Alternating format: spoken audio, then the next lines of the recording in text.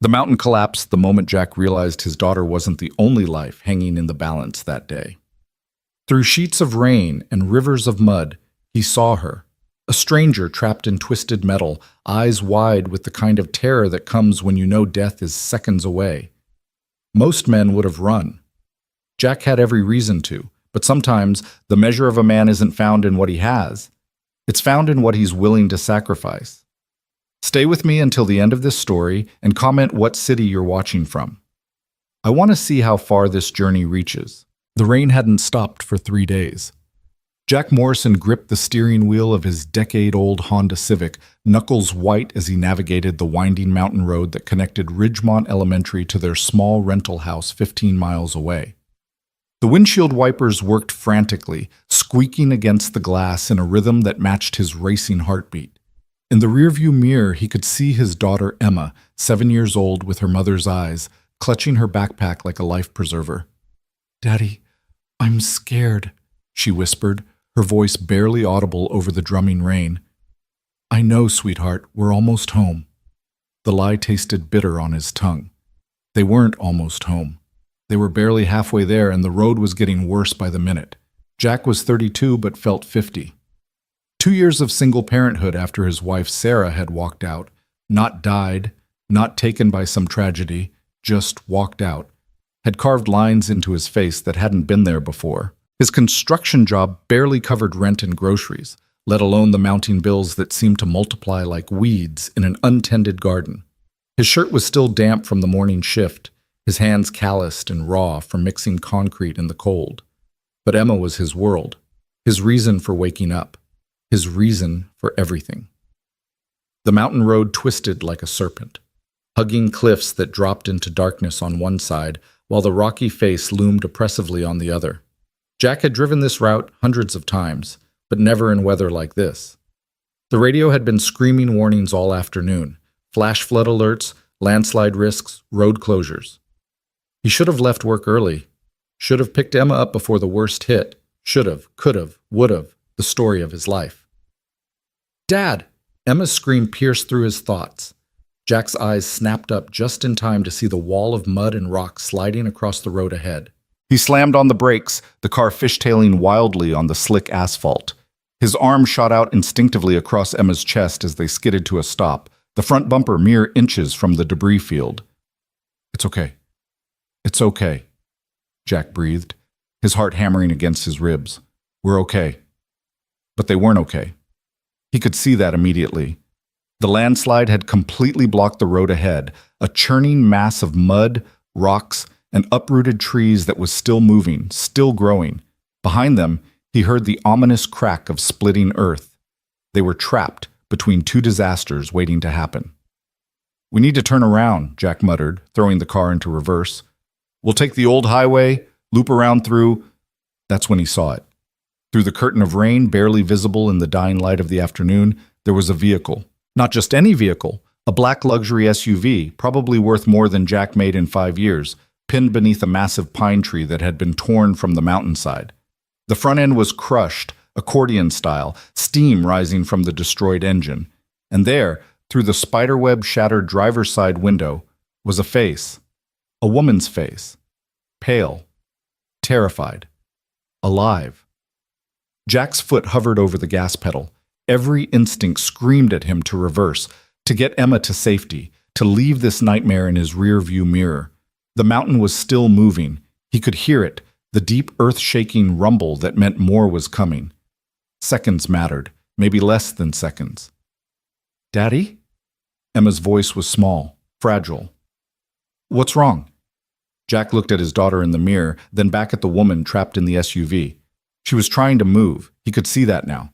One hand pressed against the window, fingers splayed, reaching for something, anything. Her mouth was moving, forming words he couldn't hear but could understand with perfect, terrible clarity. "Help me." "Emma, baby, I need you to listen very carefully." Jack's voice was steady despite the chaos in his mind. He put the car in park and turned to face his daughter fully. "I need you to stay in this car. Lock the doors. Don't open them for anyone but me. Do you understand?" Emma's eyes went wide. "You're leaving." "There's someone who needs help." Jack unbuckled his seatbelt, already knowing this was insane, already knowing he might be making the last mistake of his life. "I'll be right back, I promise." "You promise?" Emma's voice cracked, and Jack felt something shatter in his chest. She'd heard promises before. From her mother, who'd promised to come back and never did. From relatives who'd promised to help and disappeared. Promises were cheap currency in Emma's world, but not from him. Never from him. "I promise, Em. Have I ever broken a promise to you?" She shook her head, tears mixing with the fear in her eyes. "Then trust me. Stay here. Lock the doors." Jack pushed the car door open and was immediately assaulted by the storm. The rain wasn't falling, it was attacking, driven by wind that screamed through the mountain pass like a living thing. He was soaked to the bone within seconds, his work boots squelching in the mud as he ran toward the crushed SUV. The ground beneath his feet was unstable, shifting like something organic and malicious. Every step was a gamble. Behind him, he heard Emma lock the doors, the click barely audible over the roar of the storm. Ahead, the woman in the SUV had seen him. Her hand pressed harder against the glass, and he could see her mouth moving more frantically now. "Please, please, please." Jack reached the vehicle and immediately understood how bad it was. The pine tree that had crushed the front end was massive, at least 3 feet in diameter, and it had landed with such force that it had driven the entire engine block back into the cabin. The driver's door was jammed, bent inward at an angle that shouldn't be possible. Above them, he could see where the tree had been ripped from the mountainside, leaving a gaping wound in the earth that was hemorrhaging mud and rocks. More was coming.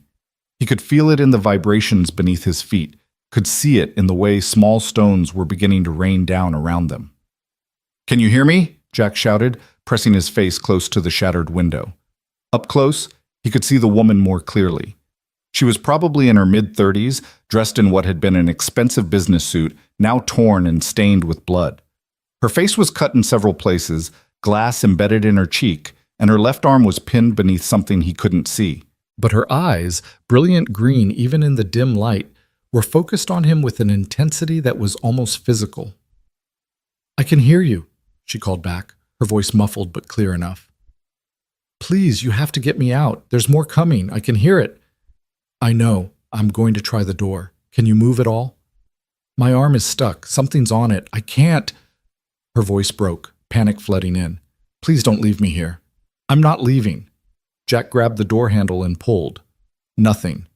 He braced his foot against the frame and pulled again, putting every ounce of strength his construction-hardened muscles could muster into the effort.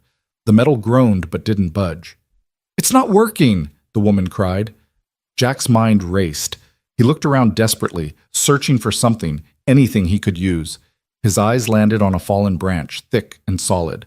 Not ideal, but it might work as a lever. "Hold on!" he shouted, running to grab it. The branch was heavy, waterlogged, but he managed to drag it back to the SUV. He wedged one end into the gap between the door and the frame, then put all his weight on the other end. "When I say go, you push from your side, understand?" The woman nodded, positioning her free hand against the door's interior. "Go!" Jack threw his entire body weight onto the branch. The woman pushed. The metal screamed in protest, and for a horrible moment nothing happened. Then, with a sound like a gunshot, something gave way. The door shifted an inch, then 2. Then, crack. The sound came from above them, sharp and final. Jack's head snapped up just in time to see another section of the mountainside beginning to collapse. A wall of mud and rock, easily 20 feet high, was sliding toward them like a wave of earth intent on swallowing everything in its path. "No time!" Jack abandoned the branch and grabbed the door with both hands. The edge was sharp, cutting into his palms, but he didn't care. Blood mixed with rain as he pulled with everything he had. "Push! Now!" the woman screamed, shoving against the door with her one free arm. Jack's muscles burned, his vision blurred with rain and effort, and for one terrible second he thought it wouldn't be enough.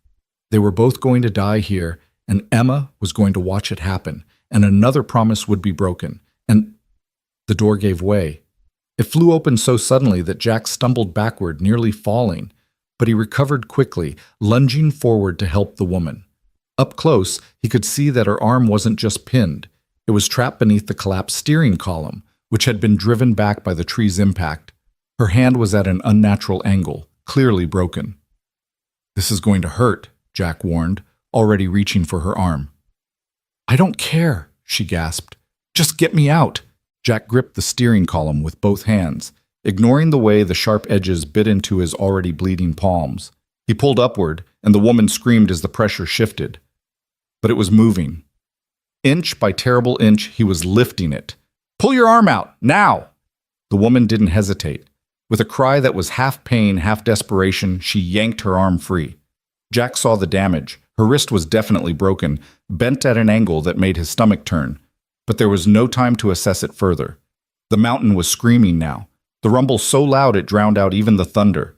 Jack grabbed the woman around the waist and pulled her from the vehicle just as the first wave of mud hit the SUV's passenger side. The vehicle groaned, metal shrieking as it was pushed several feet across the road. "Run!" Jack shouted, but the woman's legs gave out the moment her feet touched the ground. Without thinking, he swept her into his arms, ignoring her cry of pain as her broken wrist pressed against his chest. She was lighter than he expected, or maybe adrenaline was making him stronger. Either way, he ran. Behind them, the mountain was consuming everything. The SUV disappeared beneath the flowing mud, swallowed whole as if it had never existed. Trees snapped like matchsticks. Boulders the size of cars tumbled past, crushing everything in their path. The sound was apocalyptic, a roar that seemed to come from the earth's very core. Jack's legs pumped desperately, his boots fighting for purchase on the unstable ground. The woman clung to him, her good arm wrapped around his neck, her face buried against his shoulder. He could feel her shaking, shock, fear, pain, probably all three. 30 feet from his car, 25, 20. The ground beneath his feet lurched violently, and Jack went down, tucking his body around the woman's as they hit the mud. The impact drove the air from his lungs, but he didn't let go, couldn't let go. He rolled, trying to get his feet back under him, when he heard Emma's voice cutting through the chaos. "Dad! Dad!" Jack's head snapped toward his car. Emma had unlocked the door and was climbing out, her small face a mask of terror. "No, Emma, stay in the car!" Jack screamed, but his daughter was beyond hearing. She was running toward him, her little legs churning through the mud, tears streaming down her face. Everything seemed to move in slow motion. Jack saw another section of the mountain begin to give way, directly above where Emma was running. He saw the massive boulder beginning to tumble down.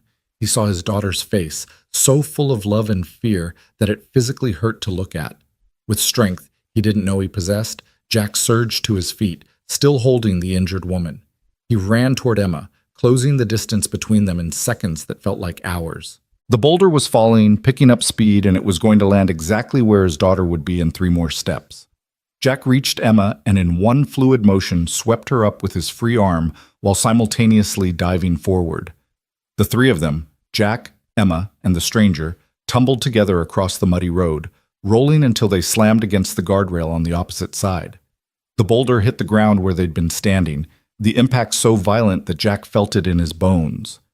Smaller rocks and debris rained down around them, and for several horrible seconds, he was certain they were all going to die anyway. He curled his body around both Emma and the woman, making himself a shield, feeling stones pelt against his back like punishment. Then, as suddenly as it had started, it stopped. The rumbling faded to a distant grumble. The rain continued, but the mountain had exhausted its rage, at least for the moment. Jack lay there, gasping for air, feeling Emma sobbing against his chest and the stranger's ragged breathing against his neck. They were alive. Somehow, impossibly, they were alive. "Daddy?" Emma hiccuped, her small hands clutching his soaked shirt. "I thought you were going to die. I thought—" "Shh, baby girl. It's okay. We're okay." Jack's voice was rough, scraped raw by fear and exertion. He loosened his grip slightly, enough to check both Emma and the woman for injuries. Emma seemed fine, just terrified. The woman's wrist was a disaster, and she had multiple cuts and bruises, but she was conscious and breathing. "Thank you," the woman whispered, and Jack realized she was crying. Silent tears mixed with the rain on her face, carving clean paths through the mud. "Thank you, thank you, thank you." Jack didn't know what to say. He just held them both, this stranger and his daughter, while the storm continued to rage and the mountain settled around them like a sleeping giant. It was Emma who heard it first. "Dad, listen." Through the rain, barely audible, came the wail of sirens. Someone had called for help, probably from one of the houses further down the mountain. Emergency services were coming. "We need to move," Jack said, though his body protested the very idea. "Get closer to the road where they can see us." Slowly, carefully, he helped the woman to her feet. She swayed dangerously, and he kept his arm around her waist to steady her. With his other hand, he held Emma close. Together, the unlikely trio made their way to what remained of the clear road, putting distance between themselves and the devastation behind them. The woman leaned heavily against Jack, her strength clearly fading. "I don't even know your name," she said, her voice weak. Jack Morrison. This is my daughter, Emma." "Catherine," the woman replied. "Catherine Sterling." She paused, seeming to gather herself. "You saved my life, Jack Morrison. You could have left me there. Should have left me there. You had every reason to keep driving, to protect your daughter, but you didn't. Why?" Jack looked down at Emma, who was watching him with those eyes that saw everything, understood everything. Then he looked back at Catherine. "Because someone needed help," he said simply, "and because I wanted my daughter to know that's what you do. You help. Even when it's hard, especially when it's hard." Catherine stared at him for a long moment, something unreadable flickering across her face. Before she could respond, the first emergency vehicle crested the hill, its lights painting the devastation in alternating red and blue. What happened next would blur in Jack's memory later. There were paramedics and firefighters, questions shouted over the rain, emergency blankets that did little against the cold, and the careful examination of their injuries. Jack's hands were bandaged, the deep cuts from the metal cleaned and wrapped. Emma was checked for shock and minor injuries, pronounced miraculously unharmed. Catherine's wrist was splinted, and the paramedics wanted to transport her immediately to the hospital, but she refused to get in the ambulance until she'd said something to Jack. "Wait," she called out, pulling against the paramedic trying to guide her toward the waiting vehicle. "Jack, please." He walked over, Emma's hand still firmly in his own. Up close, even battered and covered in mud, Catherine Sterling looked like someone important. There was something in the way she carried herself, the way even the paramedics seemed to defer to her slightly. "I need you to understand something," Catherine said, her green eyes intense despite her obvious exhaustion and pain. She reached into her jacket pocket with her good hand and pulled out a waterlogged business card. "This is who I am, where I work. I'm the CEO of Sterling Industries. Maybe you've heard of it?" Jack had, vaguely. Some tech company, he thought, big enough to be in the news sometimes. "I don't care who you are," Jack said honestly. "I'm just glad you're okay." Catherine laughed, but it was a sound tinged with something that might have been tears. "You should care, because you just saved the life of someone who has resources, Jack. Real resources. And I don't forget debts, especially not ones like this." "I don't want—" Jack started, but Catherine held up her good hand. "I know. You don't want anything. That's clear. That's why—" She paused, seeming to make some internal decision. "That's why I'm going to help you anyway. You and Emma both. I don't know how yet, but I will. That's a promise." The paramedics were getting insistent now, practically lifting Catherine toward the ambulance. But she kept her eyes locked on Jack's, willing him to understand, to believe. "I keep my promises too," she said, just before they loaded her into the vehicle. "Remember that." Then she was gone. The ambulance pulling away with lights flashing, leaving Jack and Emma standing in the rain with a handful of emergency personnel and a business card that was probably ruined anyway. "Is she a princess?" Emma asked, tugging on Jack's hand. Jack looked down at his daughter, then back at the departing ambulance. "I don't know what she is, Em, but I think we just met someone important." "You're important too, Daddy," Emma said with the simple conviction of a 7-year-old who knew her father was the best person in the world.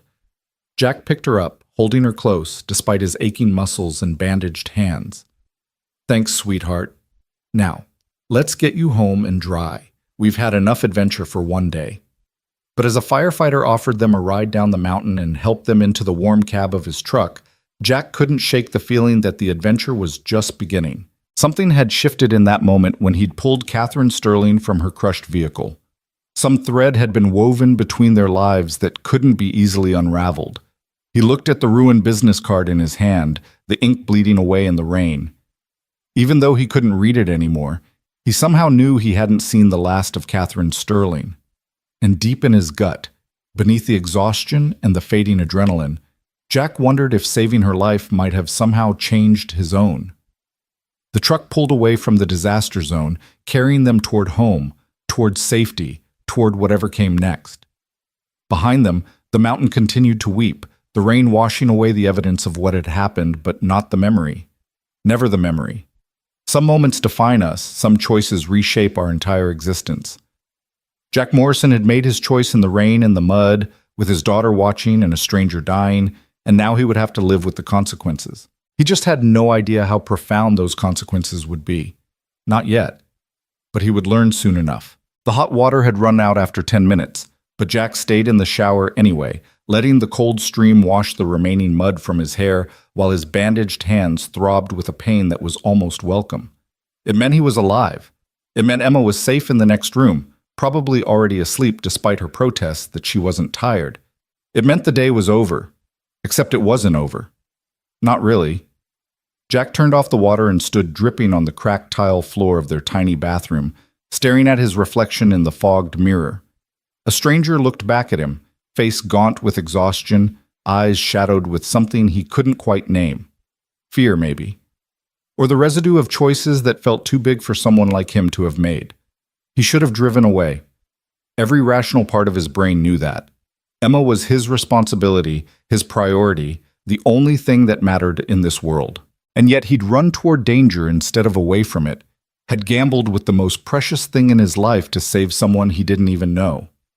Catherine Sterling, CEO. Someone important enough to have resources, whatever that meant.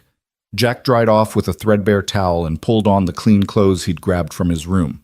Faded jeans and a t-shirt that had seen better days 5 years ago. His work clothes sat in a muddy heap in the corner, probably ruined. Great. That was another expense he couldn't afford. When he opened the bathroom door, steam billowing out behind him, he found Emma sitting cross-legged on the couch, very much not asleep. She was still in her school clothes, though she'd at least kicked off her muddy shoes. Her backpack sat beside her, and she was clutching Mr. Whiskers, the stuffed cat that went everywhere with her. Emma, you should be in bed. I can't sleep. Her voice was small, uncertain in a way that made Jack's chest ache. Every time I close my eyes, I see the mountain falling. I see you under it. Jack sat down beside her, and Emma immediately curled into his side. He wrapped his arm around her shoulders, careful of his bandaged hands. But I'm not under it. I'm right here. You could have been. Emma's fingers twisted in Mr. Whisker's worn fur. You could have died saving that lady. Then what would I do? The question hung in the air like smoke, impossible to dispel. Jack had asked himself the same thing 100 times since they'd gotten home. What would Emma have done if that boulder had found its mark? If the mountain had swallowed him whole? She had no other parent, no safety net, no one else in the world who'd fight for her the way he did. I didn't die, Jack said finally. We're both okay. But you could have. Emma pulled back to look at him, and her eyes were too old, too knowing for 7 years. Mom left because she said we weren't enough. If you died because you tried to save someone else, that would mean we weren't enough either. That I wasn't enough. The words hit Jack like a physical blow. Emma, no, that's not... He cupped her face gently with his bandaged hands, making her look at him. Listen to me, sweetheart. What I did today had nothing to do with you not being enough. You're everything. You're the reason I wake up, the reason I work myself to the bone, the reason I keep going when everything feels impossible. Do you understand that? Then why'd you risk it? Why'd you go help her? Jack was quiet for a moment, searching for words that would make sense to a 7-year-old, that would help her understand something he barely understood himself. Because, he said slowly, I want you to grow up knowing that we help people. Even when it's scary. Even when it costs us something. Because that's what makes us human, Em. That's what makes us good. And I need you to be good in this world, because it's going to be hard enough as it is. Emma considered this, her small face serious. Is that why you always help Mrs. Chen carry her groceries? And why you fix Mr. Patterson's fence, even though he never paid you? Yeah, baby, that's why. Even when we don't have money for new shoes? Jack winced. Emma's sneakers were too small, pinching her toes. He'd been saving up for new ones, but the car had needed repairs last month, and then there'd been the dentist bill, and the new shoes kept getting pushed further down the list of necessities they couldn't afford. Even then, he said quietly. Emma nodded slowly, then burrowed back into his side. The lady, Catherine, she seemed really nice, even though she was hurt and scared. She did, didn't she? She said she'd help us. Do you think she meant it? Jack thought about the intensity in Catherine Sterling's eyes, the way she'd clutched that business card like it was a lifeline she was throwing him. I don't know, Em. Rich people say things sometimes. They mean it in the moment, but then they go back to their lives and forget about people like us. Mom said things too, Emma whispered. She said she'd come back. And there it was, the wound that never quite healed, the ghost that haunted their little apartment with its broken promises and abandoned hopes. Sarah Morrison had walked out on a Tuesday morning, kissed Emma on the forehead, told her she'd see her after work, and never came back. No explanation, no forwarding address, just divorce papers delivered by a lawyer and silence where a mother used to be. Catherine's not your mom, Jack said firmly, and maybe she will help, maybe she won't. But either way, we're going to be okay. We've always been okay, right? Right, Emma echoed, but she didn't sound convinced. They sat together in the quiet of their small living room, listening to the rain that had finally softened to a gentle patter against the windows.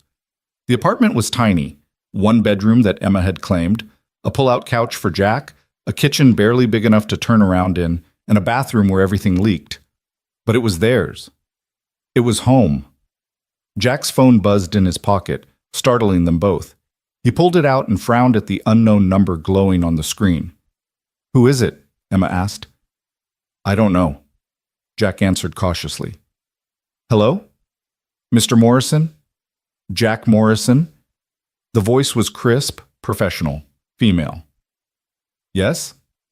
My name is Diana Torres. I'm calling on behalf of Catherine Sterling.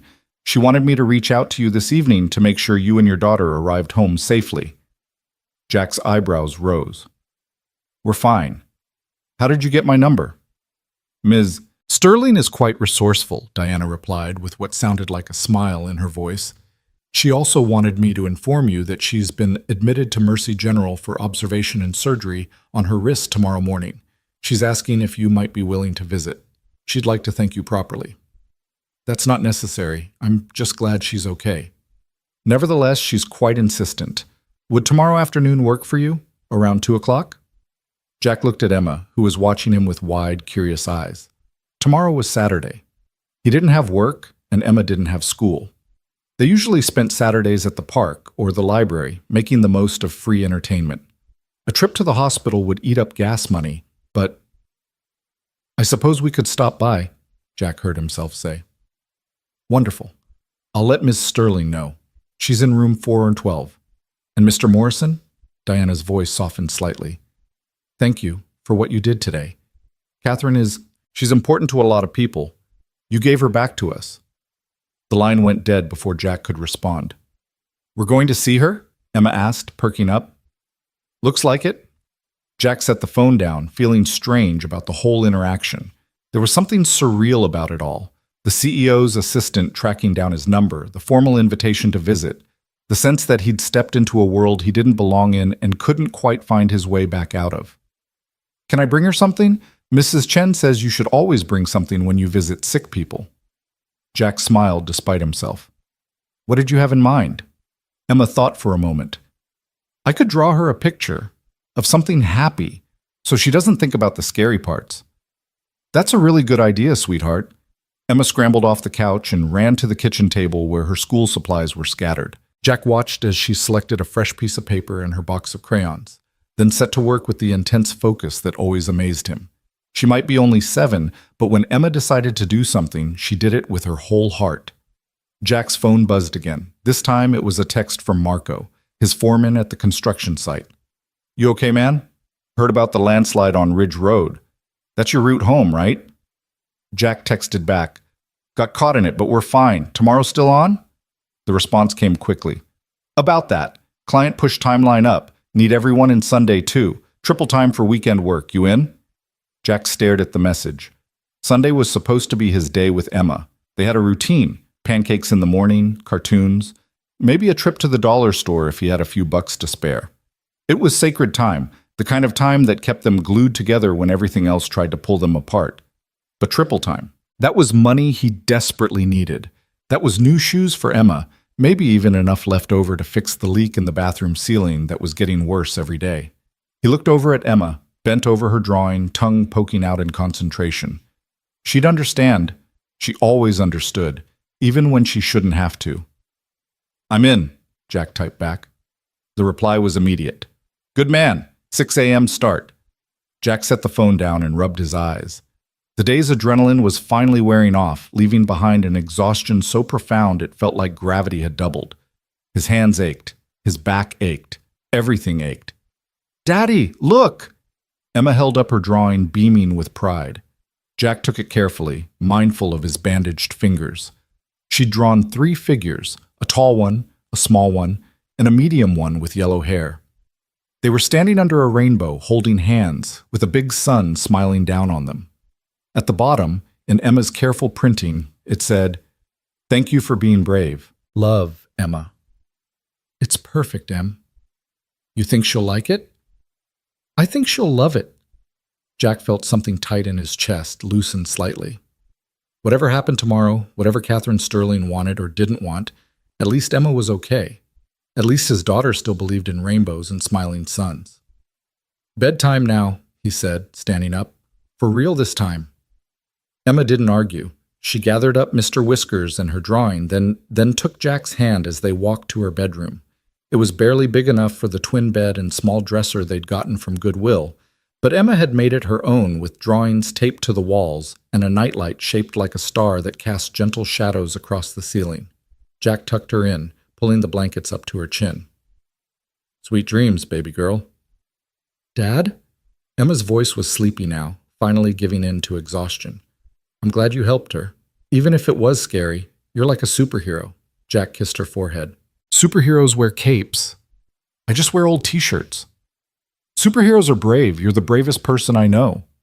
The words settled over Jack like a weight and a gift at the same time.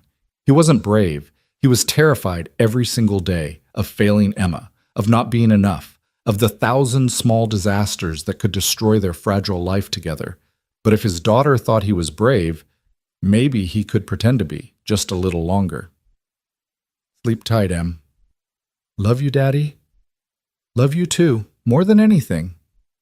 Jack left the door cracked open the way Emma liked it and made his way to the living room. The pull-out couch was already extended from the night before.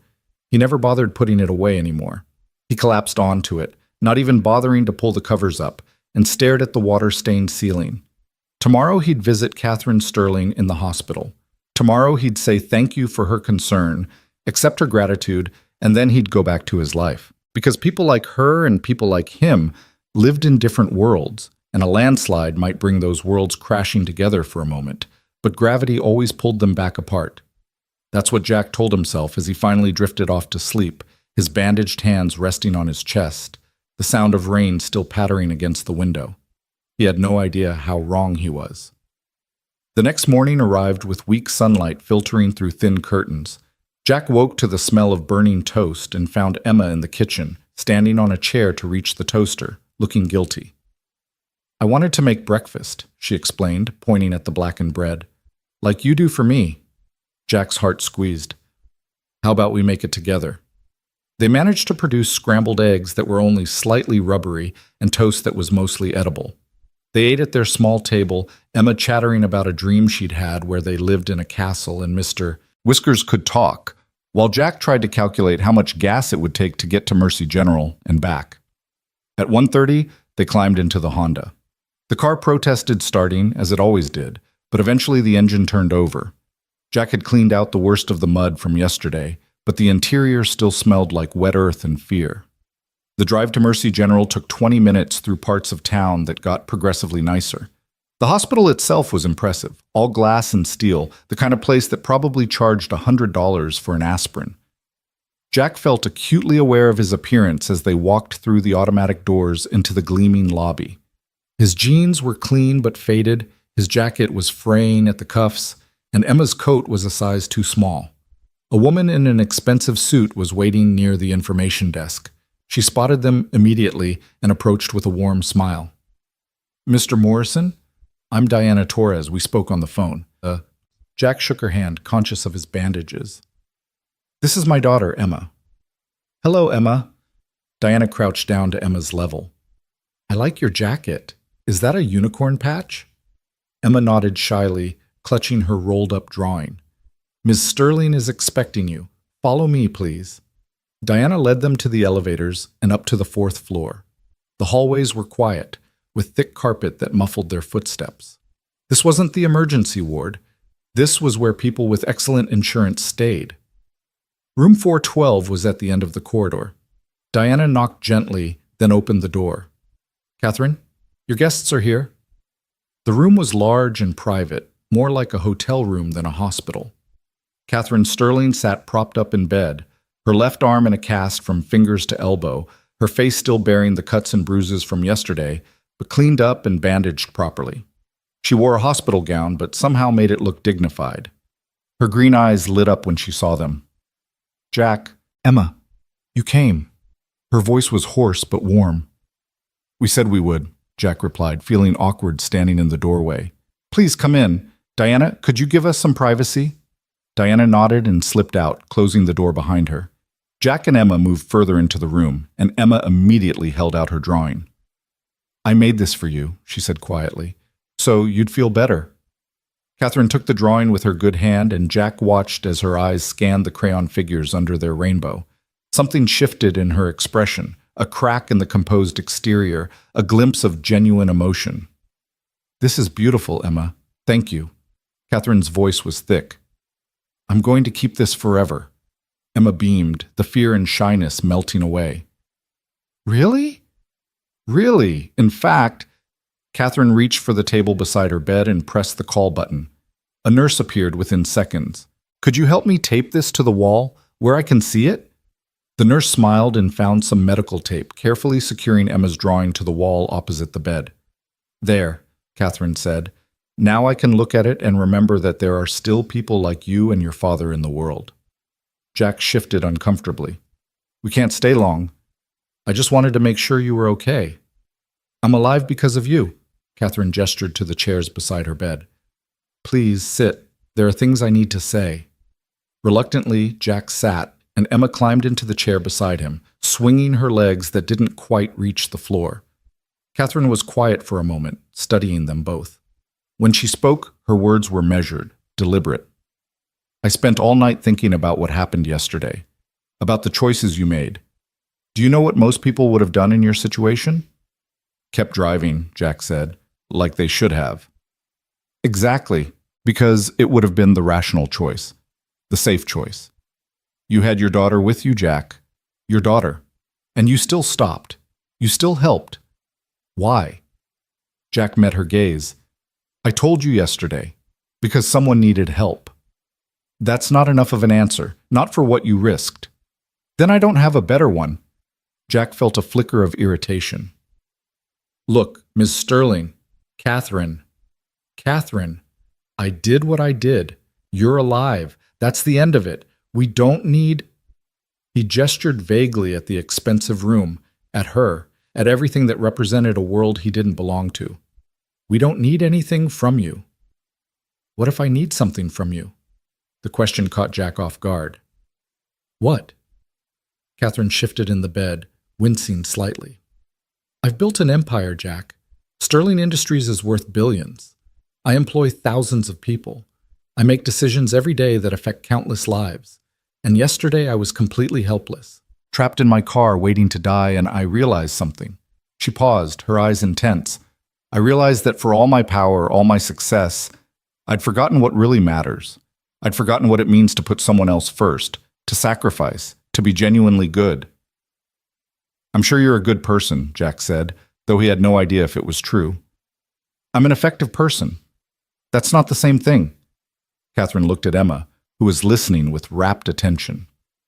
When your father pulled me from that car, when he shielded both of us with his own body, he didn't do it for money or recognition or anything he could gain. He did it because it was right, because you were watching, and he wanted to teach you something about who he is, who you should be. Daddy's the best, Emma said simply. Catherine smiled. Yes, he is, and that's why I want to help you.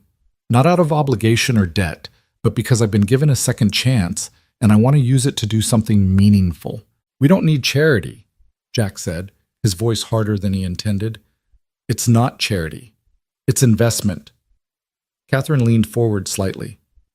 Jack, what do you do for work? Construction. I'm a laborer. Do you like it? The question was so unexpected that Jack answered honestly. No, but it pays the bills, mostly. What would you do if you could do anything? Jack almost laughed. That's a kid's question. I'm 32 with a daughter to support. What I'd like to do doesn't matter. Humor me. Jack was quiet for a long moment, aware of Emma watching him, of Catherine's unwavering attention. I used to want to be an architect, he said finally, the words feeling strange on his tongue. Before Emma, before everything, I had 2 years of college done, was working toward my degree. But then Sarah got pregnant, and we needed money, and I took the construction job to pay the bills until I could finish school. He shrugged. That was 8 years ago. What happened to college? Life happened. Sarah left. Emma needed me. The job became permanent. Dreams became something other people had. Catherine nodded slowly. What if you could finish your degree? What if you could become that architect? I can't afford... What if you could? Catherine insisted. What if money wasn't the obstacle? Jack stared at her, not understanding. Why would you care about that? Because yesterday you gave me my life back, and I want to give you your dreams back, both of you. Catherine looked at Emma. Emma, what do you want to be when you grow up? Emma thought seriously. A veterinarian, so I can help animals feel better. That's a wonderful goal. It takes a lot of school, though, college and veterinary school. That's expensive. Emma's face fell slightly. Daddy says we can't afford it, but maybe I could be something else. Jack felt like he'd been punched. He'd never said those exact words to Emma, but she'd absorbed the truth anyway, had learned to limit her dreams before they could break her heart. What if you didn't have to be something else? Catherine said gently. What if you could be exactly what you want to be? Miss Sterling, Catherine, I appreciate what you're trying to do, but we can't accept... Jack started, but Catherine held up her good hand. Let me finish, please. She took a breath. I want to offer you a position with Sterling Industries, not construction work. A real career. We have an architectural division that designs all our facilities. You'd start as an apprentice, work under our lead architects, and we'd pay for you to finish your degree. Night classes, online courses, whatever works for your schedule. Jack couldn't process what he was hearing. You don't even know if I'm any good. You worked construction for 8 years and kept a dream alive in your head. That's dedication. That's passion. We can teach skills, Jack. We can't teach heart. Catherine's voice was earnest now, almost pleading. And Emma, I want to set up an education fund for her. Full ride to whatever college she wants, graduate school included, veterinary school, medical school, law school, whatever she chooses. The room was spinning. Jack gripped the arms of his chair. That's too much. We can't... Why not? Because people don't just do things like that. Because there has to be a catch, some string attached, The only string is that you accept it. Catherine's eyes were bright with something that looked almost like tears. Jack, I'm going to be very honest with you. I almost died yesterday. I felt it coming, felt the certainty of it. And in what I thought were my last moments, my life didn't flash before my eyes. You know what I saw? Regret. Meetings I didn't need to take. Deals I shouldn't have made. People I'd stepped over on my way to the top. I saw a life that was successful, but not meaningful. She paused. And then you came. A stranger who had every reason to leave me there, and you didn't. You showed me that there's still goodness in this world, still people who do the right thing even when it costs them everything. That's worth more than any business deal I've ever made. Daddy? Emma's small voice cut through the tension. She was looking up at Jack with confused hope. Does this mean I can be a veterinarian? Jack looked at his daughter, at the possibility shining in her eyes, and felt something crack open in his chest. How many times had he lain awake at night, terrified of the day when Emma would ask for something he couldn't give her? College, opportunities, a future that wasn't limited by his bank account. And now here it was, being offered like a gift he didn't know how to accept. I need to think about this, Jack managed. Of course. Catherine nodded. But while you think, consider this. You taught your daughter yesterday that helping others matters, that being good matters. Now let someone help you. Let someone be good to you. Show Emma that the world can give back too. Jack was saved from responding by a knock on the door. Diana Torres poked her head in. I'm sorry to interrupt, but the doctor is here for Catherine's consultation about tomorrow's surgery. Catherine grimaced. Already? She looked back at Jack and Emma. I have to deal with this, but please, think about what I said. Diana will give you my private number. Call me when you're ready to talk, or if you're never ready to talk. But please, don't say no just because it feels too good to be true. Jack stood, gently pulling Emma up with him. I hope the surgery goes well. Thank you. Catherine's eyes went to the drawing on the wall, to Emma's crayon rainbow and smiling sun. Thank you for everything. In the hallway, Diana pressed a business card into Jack's hand. This one crisp and dry, not like the ruined one from yesterday. Her personal number was written on the back in elegant script.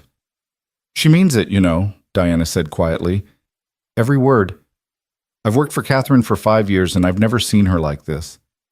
You changed something in her. I just pulled her out of a car, Jack replied, feeling overwhelmed. You did more than that. Diana smiled. But you'll figure that out eventually. The walk back to the car felt surreal. Emma chattered excitedly about being a veterinarian, about maybe having a dog someday if they had more money, about all the possibilities that had suddenly bloomed in her 7-year-old imagination. Jack just nodded, his mind spinning. He started the Honda, and it coughed to life on the 3rd try. As they pulled out of the hospital parking lot, Emma turned to him with serious eyes. Are you going to call her, Daddy? I don't know, baby. Why not? She wants to help us. Because... Jack struggled to put it into words. Because when something seems too good to be true, it usually is. And I don't want you to get your hopes up just to have them broken. Like with Mom? Jack's hands tightened on the steering wheel. Yeah, like with Mom. Emma was quiet for a moment. But Catherine's not Mom. And she almost died. And you saved her. And now she wants to save us back. That's different, isn't it? Out of the mouths of babes. Jack glanced at his daughter, who somehow understood things he was still trying to figure out. Maybe it is, he admitted. So you'll think about it. Really think about it. I'll really think about it. Emma nodded, satisfied, and went back to looking out the window at a world that suddenly seemed full of possibility. Jack drove home through streets that looked the same, but felt different, carrying a business card in his pocket that weighed more than paper had any right to weigh, trying to figure out if he was brave enough to believe that sometimes, just sometimes, the world gave back. He didn't have the answer yet, but for the first time in years, he had hope that there might be one. Jack didn't sleep that night. He lay on the pull-out couch staring at the ceiling, Catherine's business card on the coffee table beside him, catching slivers of moonlight that made it seem to glow in the darkness. His bandaged hands rested on his chest, and every time he shifted position, the pain reminded him that yesterday had been real. The landslide, the rescue, the woman who wanted to change his life. All of it had actually happened. The problem was that Jack had learned not to trust good things.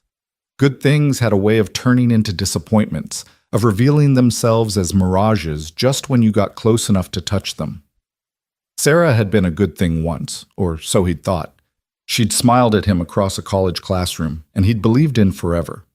That forever had lasted exactly 5 years before she'd walked out the door without looking back. Jack rolled onto his side, careful not to wake Emma in the next room. Through the thin walls, he could hear Mrs. Chen's television playing too loud, and somewhere above them, the Pattersons were arguing again. The same fights, the same volume, the same cycle that never seemed to break. This was his world, thin walls and broken promises and dreams that got smaller every year until they fit inside the cramped space of survival. But what if it didn't have to be? The question kept circling back, persistent as hunger. What if Catherine Sterling meant what she said? What if this wasn't a trick or a test or some rich person's momentary guilt that would evaporate once the painkillers wore off? What if Jack could actually finish his degree, become an architect, give Emma the kind of future he'd stopped letting himself imagine? His phone buzzed on the coffee table, making him jump. The screen showed 2:47 a.m. and a text from Marco. "Hey man, you awake?" Jack picked up the phone and typed back, "Yeah, can't sleep." "Me neither. Listen, about tomorrow, Sunday. You don't have to come in if you need rest. That was some serious shit you went through." Jack stared at the message. Triple time. That was rent money, grocery money, the buffer that kept them from drowning. But it was also his day with Emma, and maybe that mattered more than he'd been willing to admit. "I'll be there," Jack typed. "Need the money. You sure? We can manage without you." Could they? Jack knew the crew was already stretched thin, knew that Marco was asking because he was a good guy, not because they could actually afford to lose a body on site. And Jack needed that paycheck. He always needed that paycheck. "I'm sure. See you at 6. "All right. Get some sleep, man. You earned it." Jack set the phone down and closed his eyes, but sleep wouldn't come. Instead, he found himself thinking about the years he'd spent mixing concrete and hauling materials, watching architects on site with their blueprints and their vision, knowing he could do that job if someone had just given him the chance. He'd drawn up plans in his head while pouring foundations, had redesigned buildings in his imagination while his hands did the mindless work his body had learned to perform on autopilot. What did Catherine see when she looked at him? A hero? A project? Or maybe, just maybe, she saw what he'd stopped letting himself see, potential that hadn't died, just gone dormant, waiting for someone to water it back to life. The sun came up too fast, bleeding orange light through the thin curtains. Jack forced himself off the couch and into the shower, letting lukewarm water wash away the exhaustion he could feel in his bones. His hands were healing but still tender, the bandages needing to be changed. He unwrapped them carefully and studied the cuts that crisscrossed his palms, evidence of metal and desperation, of a choice that had cost him something but given him something too, though he still wasn't sure what.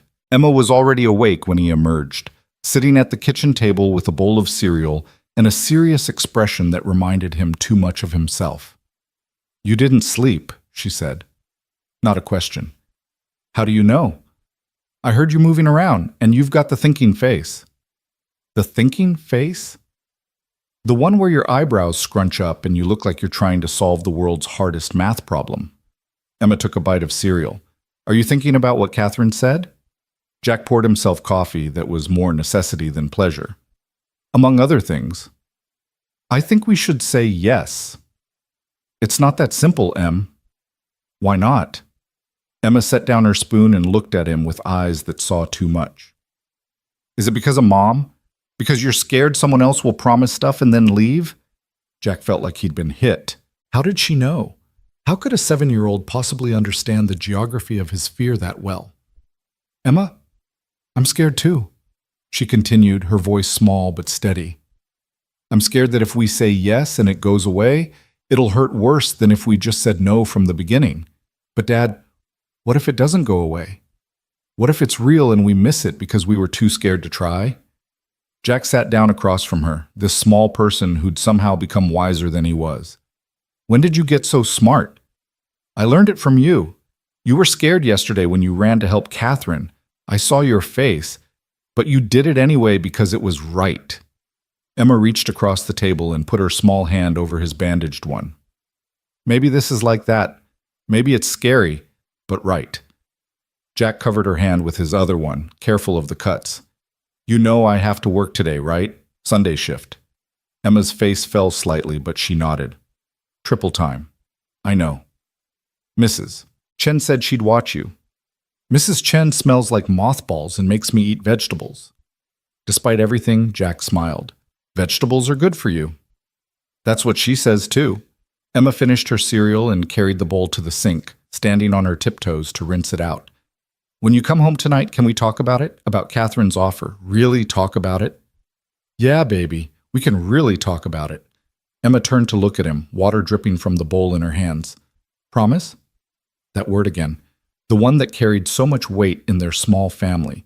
The one that meant everything because Jack had never broken it. Not once. Not ever. I promise. Emma nodded, satisfied, and went to get dressed. Jack sat at the table finishing his coffee, feeling the weight of that promise settle over him like a coat that didn't quite fit, but might someday if he could figure out how to grow into it. At 5:30, Jack knocked on Mrs. Chen's door. The elderly woman answered in her bathrobe, her gray hair in curlers, but she smiled warmly when she saw Emma. Come in, sweet girl. We make dumplings today, yes? Emma brightened despite her earlier protests. Really?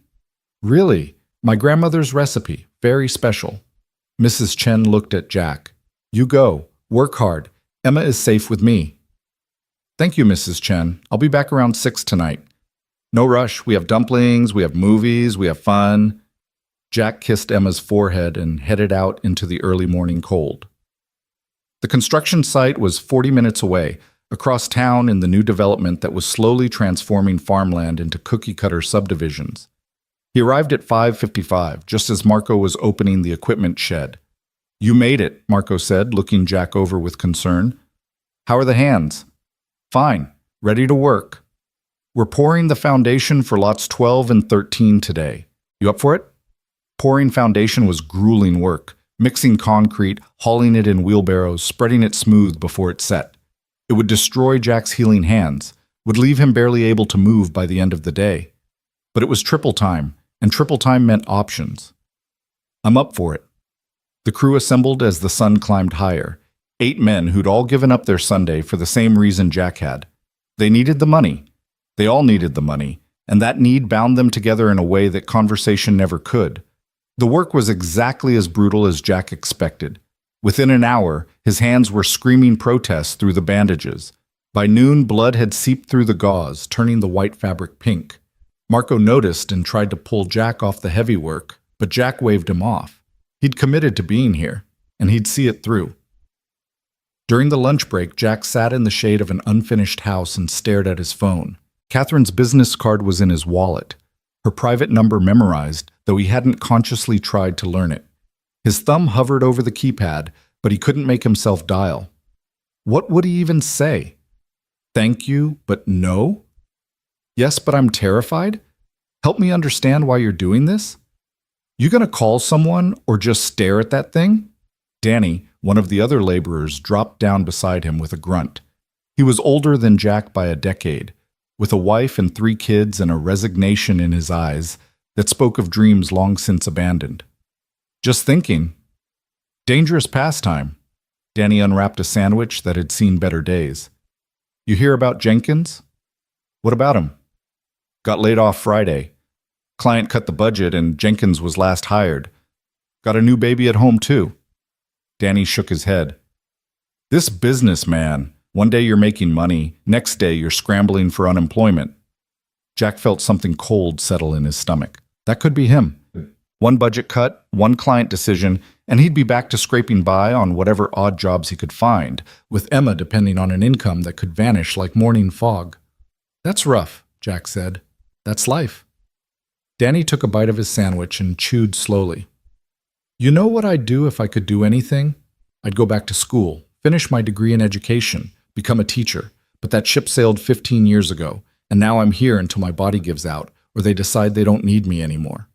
Jack looked at Danny, really looked at him, and saw his own future written in the lines around the older man's eyes, in the way his shoulders curved inward like he was protecting himself from blows that never stopped coming. This was what happened when you gave up on dreams. You didn't die dramatically, you just faded slowly, year by year, until you couldn't remember what you'd wanted to be before survival became the only goal. What if you could go back? Jack heard himself ask. What if someone offered you that chance? Danny laughed, but it was a hollow sound.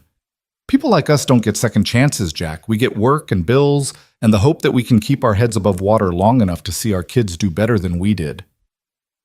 The rest of the day passed in a blur of concrete and pain. By the time 6 o'clock rolled around, Jack could barely grip the steering wheel of his car. His hands were a disaster, the bandages soaked through, and he knew he'd have to clean and redress the wounds before Emma saw them. The last thing he wanted was for her to worry more than she already did. He stopped at a gas station and bought new bandages with change he'd found in the cup holder, then spent 10 minutes in the bathroom cleaning his hands and wrapping them in fresh gauze.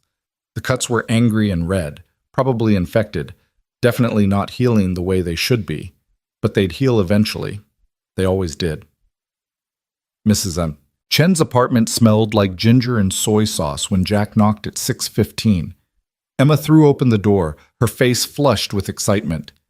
"Daddy, we made 23 dumplings and I only broke 2, and Mrs. Chen says I'm a natural." "That's wonderful, sweetheart." Jack looked past Emma to where Mrs. Chen was wiping down her kitchen counter. "Thank you so much for watching her." "Is no problem. She is good girl." Mrs. Chen handed Jack a plastic container. "Dumplings for your dinner. You both eat. Get strong." "You didn't have to." "I know. I want to." Mrs. Chen patted his arm, and her eyes were knowing, seeing things Jack wished she couldn't see. "You are a good man, Jack Morrison. You deserve good things. Don't forget that." Back in their apartment, Emma set the table while Jack tried to figure out how to open the dumpling container with his ruined hands. Emma noticed immediately. "Dad, your hands are worse." "They're fine. Just a long day." "They're bleeding through the bandages." Emma's voice went high with worry. "You should go to the doctor." "Doctors cost money we don't have. They'll heal." "But what if they don't? What if they get infected and you get sick and—" "Emma." Jack caught her shoulders gently. "I'm okay. I promise." There was that word again, but this time Jack wasn't sure he could keep it. His hands were a mess, his body was exhausted, and the weight of everything, yesterday's rescue, Catherine's offer, the choice he still hadn't made, was crushing down on him like the landslide that had almost killed them both. They ate Mrs. Chen's dumplings in silence, Emma watching him with worried eyes while Jack tried to pretend everything was normal. But nothing was normal anymore. Normal had ended the moment he'd pulled over on that rain-soaked road and seen a stranger dying in twisted metal. After dinner, Emma cleared the table without being asked, then came back and stood in front of Jack with her arms crossed, a tiny, determined figure who looked so much like her mother, it hurt. "We need to talk about Catherine," she announced. "We do," Jack agreed. "I've been thinking about it all day, while we made dumplings and watched movies and everything, and I think you're scared for the wrong reasons." "Oh?" Jack couldn't help but smile slightly. "What are the right reasons to be scared?" "You should be scared that we'll say no and miss our chance, not that we'll say yes and it won't work out." Emma climbed into his lap, careful of his hands, and looked up at him with absolute conviction. "What if this is the universe giving us something good because we were good first? What if you saved Catherine so she could save us?" "The universe doesn't work like that, baby." "How do you know? Maybe it does, and you just never noticed because you were too busy being sad about Mom leaving and working too hard and trying to make everything okay all by yourself." Emma's voice softened. "You're allowed to let someone help us, Dad. You're allowed to say yes to good things." Jack felt something crack in his chest, some wall he'd built to keep hope out because hope hurt too much when it died. "What if I say yes and mess it up? What if I'm not smart enough anymore, or I can't do the work, or then you'll try anyway, because that's what you taught me. You try even when you're scared." Emma pressed her small hand against his cheek. "Please, Daddy, can we just try?" Jack looked at his daughter, this 7-year-old miracle who somehow understood life better than he did, and felt the last of his resistance crumble. She was right. Danny was right. Even Mrs. Chen was right. He deserved good things, and more importantly, Emma deserved them. She deserved a father who wasn't too afraid to reach for possibility when it was offered with both hands. "Okay," Jack whispered. "Okay, we'll try." Emma's face lit up like sunrise. "Really? You mean it?" "I mean it. Tomorrow. I'll call Catherine and tell her yes." Emma threw her arms around his neck, squeezing so tight Jack could barely breathe. "Thank you, thank you, thank you." "Thank me when it works out," Jack said, but he was smiling, feeling something unfamiliar and fragile taking root in his chest. It took him a moment to recognize it. Hope. That night, after Emma had gone to bed, still buzzing with excitement, Jack sat on the couch with Catherine's business card in his bandaged hands. The numbers seemed to swim in his tired vision, but he'd made a promise to Emma, and Jack Morrison kept his promises. Before he could talk himself out of it, he dialed. The phone rang twice before a familiar voice answered. Jack? Catherine, I hope it's not too late to call. It's never too late. He could hear the smile in her voice and something else, anticipation, maybe, or relief. How did the surgery go? They pinned my wrist back together with what feels like half a hardware store. I'll be in this cast for 8 weeks, but they say I'll make a full recovery. She paused. Have you thought about my offer? Jack took a breath. I have, and I want to accept, if it's still on the table. The silence on the other end lasted just long enough to make Jack's heart sink. Then Catherine laughed, a sound full of genuine joy. Oh, Jack, you have no idea how much I was hoping you'd say that. I need you to understand something first. I'm not looking for charity. I'll work for this, whatever it takes. And if I can't cut it, if I'm not good enough, you're good enough, Catherine interrupted firmly. But I appreciate your honesty. This is how we'll structure it. You'll start as an apprentice architect in our design division on Monday. The salary is $60,000 a year to start, with benefits including full health insurance for you and Emma. Jack's breath caught. $60,000 was more than double what he made in construction, and that was with the overtime he regularly pulled. You'll work 40 hours a week, no more, no less, Catherine continued. I don't believe in burning people out. We'll enroll you in online classes at State University to finish your architecture degree. The company pays tuition, books, everything. It'll take about 2 years at the pace we're planning. After that, we'll reassess your position and salary. Catherine, I don't know what to say. Say you'll show up Monday morning at 8 a.m. Diana will email you all the details tonight. Where to go, who to meet with, dress code, all of it. And Jack? Her voice softened. Don't be nervous. You saved my life. Learning to design buildings is easy compared to that. What about Emma's education fund? Already set up. $500,000 in a trust that she can access for any accredited educational institution. Undergraduate, graduate, medical school, whatever she chooses. The only restriction is that it has to be used for education. Jack's vision blurred. $500,000. For Emma. For veterinary school, or medical school, or whatever dream she decided to chase. His little girl would never have to limit her possibilities the way he had. I don't know how to thank you, Jack managed. Thank me by being the architect I know you can be. Thank me by showing Emma that good things do happen. Thank me by living the life you deserve. Catherine paused. You gave me a second chance, Jack. Let me give you one too. After they hung up, Jack sat in the darkness of his small apartment, feeling the weight of possibility settle over him like a blanket. Tomorrow he'd have to give notice at the construction site. Tomorrow he'd have to tell Emma that her dream of veterinary school wasn't just a dream anymore. Tomorrow everything would change. But tonight, right now, Jack let himself feel something he hadn't felt in years. Gratitude for the choice he'd made on that rain-soaked road. Gratitude for the stranger who'd become something more. Gratitude for the daughter who'd pushed him to say yes when every instinct told him to run away. He looked at his bandaged hands and thought about what they'd done, what they'd lost, what they'd gained. These were the hands that had torn metal and shielded bodies and refused to let go when holding on seemed impossible. These were hands that had built things for other people's dreams, and now, finally, they'd get to build something for his own. Jack pulled out his phone and texted Marco. Need to talk to you tomorrow before shift. Something's come up. The response came quickly. Everything okay? Jack smiled at the phone, at the question that used to only have one answer. Yeah, he typed back. Everything's going to be okay. He went to Emma's room and stood in the doorway watching her sleep, Mr. Whiskers clutched in her arms, her face peaceful in a way that made his heart ache with love. This was why he'd done it. This was why he'd stopped. Not for gratitude or reward or any of the things that had come after, but for this small person who believed in rainbows and smiling suns and fathers who kept their promises. We're going to be okay, Em, Jack whispered into the darkness. I promise. And this time, He believed it. The night passed slowly, sleep coming in fits and starts as Jack's mind raced through everything that would happen in the coming days.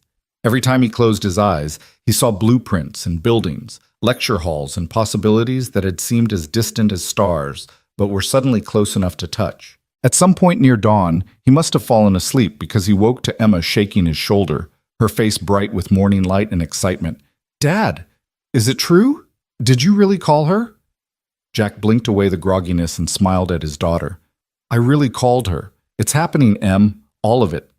Emma launched herself at him, and Jack caught her despite the protest from his healing hands, holding her tight while she laughed and cried at the same time. "You're going to do great things here." Jack read the email 3 times, letting the reality of it sink in. This wasn't a dream. This wasn't going to evaporate when he blinked. This was real as the scars on his hands and the daughter in the next room who was singing off-key in celebration. At 9 a.m., Jack called Marco. "Hey, I need to give my notice. Today's my last day." There was a pause. "You serious? You get a better offer?" "Something like that. I'm sorry for the short notice, but don't apologize, man. If you got something better, you take it. Lord knows we could all use a break." Marco's voice was warm despite his words. "You're a good worker, Jack. Best of luck with whatever you're doing next." "Thanks, Marco, for everything." After he hung up, Jack felt the strangest sensation, like he was standing on the edge of something vast, looking out at a horizon that had been hidden behind walls of his own making. Fear was still there, crouching in the corners of his mind, whispering about failure and inadequacy and all the ways this could go wrong. But for the first time in years, hope was louder. Emma appeared in the doorway, still in her pajamas, holding Mr. Whiskers. "What happens now, Dad?" Jack smiled at her. Now we figure out how to be the people we always wanted to be." "I already know who I want to be, a veterinarian who helps animals." "Then that's who you'll be." Jack opened his arms, and Emma ran into them. "No limits anymore, Em. You dream as big as you want." "What about you? What's your big dream?" Jack thought about the question, about all the years he'd spent pushing dreams down until they fit in the cracks between survival and exhaustion. "I want to design buildings that make people feel something, places where families live and grow and make memories. I want to create spaces that matter." "You'll be amazing at that," Emma said with absolute conviction, "because you already know how to make spaces that matter. You did it here, with just us and this tiny apartment." Jack felt tears sting his eyes. "When did you get so wise?" "I learned it from you." They spent the rest of the day preparing. Jack dug through his closet, looking for clothes that might work for an office job, realizing most of what he owned was stained with worksite dirt or had holes worn through from years of use. Emma insisted they go shopping, and though Jack protested about the expense, she reminded him that he had a new job starting Monday with a salary that meant they could afford things like dress pants that actually fit. At the department store, Emma helped Jack pick out 2 pairs of slacks, 3 button-down shirts, and a tie that wasn't too formal, but wasn't too casual either. In the fitting room, Jack stared at his reflection and barely recognized himself. The man looking back looked professional, capable, like someone who belonged in an office designing buildings instead of pouring their foundations. "You look handsome, Dad," Emma said when he emerged, "like a real architect." "I'm not one yet. But you will be, and you look like you already are." They bought the clothes, and Jack tried not to wince at the total, reminding himself that this was an investment, that everything was different now. On the way home, they stopped at Emma's favorite ice cream shop, a rare treat that felt appropriate for a day when their entire world had shifted on its axis.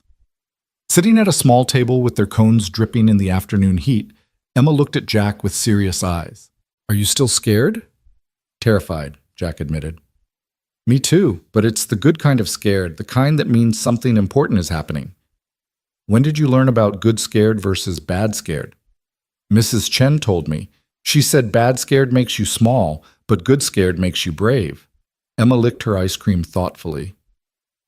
"I think we're being brave." "I think you're right."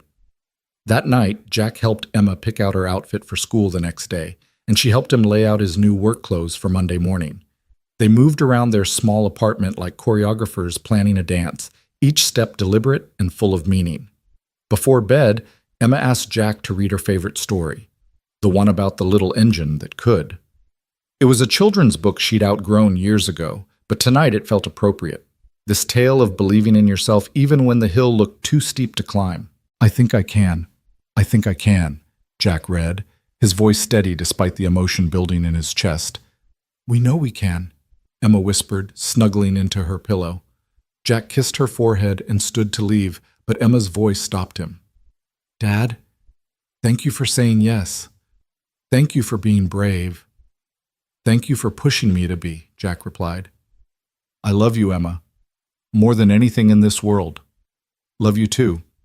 Now go get some sleep. You've got a big day Monday. Jack returned to the living room and his pull-out couch, but instead of lying down, he sat at their small kitchen table with a notebook and pencil. His hands still ached, but he needed to do this, needed to remember what it felt like to create something from nothing. He started sketching, rough lines at first, then more detailed. A house took shape on the page, nothing fancy but solid and warm, with big windows that let in light and a porch where families could sit together in the evenings. It wasn't much, just a dream on paper. But it was his dream, and for the first time in 8 years, Jack let himself believe that dreams could become blueprints, could become reality. The sketch was still unfinished when exhaustion finally pulled him toward sleep, but Jack left it on the table where he'd see it in the morning, a reminder of who he used to be and who he was becoming. As he finally stretched out on the couch and closed his eyes, Jack's last thought wasn't about fear or failure or all the ways this could go wrong. Instead, he thought about Catherine Sterling's words. You gave me a second chance.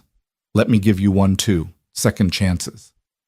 Maybe they were real. Maybe sometimes the universe did give back what it had taken, if you were brave enough to reach out and grab it with both hands, even when those hands were scarred and bandaged and trembling with uncertainty. Jack slept deeply that night, dreaming of buildings that reached toward the sky and daughters who became veterinarians and futures that looked nothing like the past that had tried to define him. Monday morning arrived with the kind of crisp autumn air that made everything feel possible. Jack stood in front of the bathroom mirror at 6:30 a.m., trying to knot his new tie for the 4th time. His bandaged hands made the simple task frustratingly complex, and the YouTube tutorial playing on his phone wasn't helping as much as he'd hoped.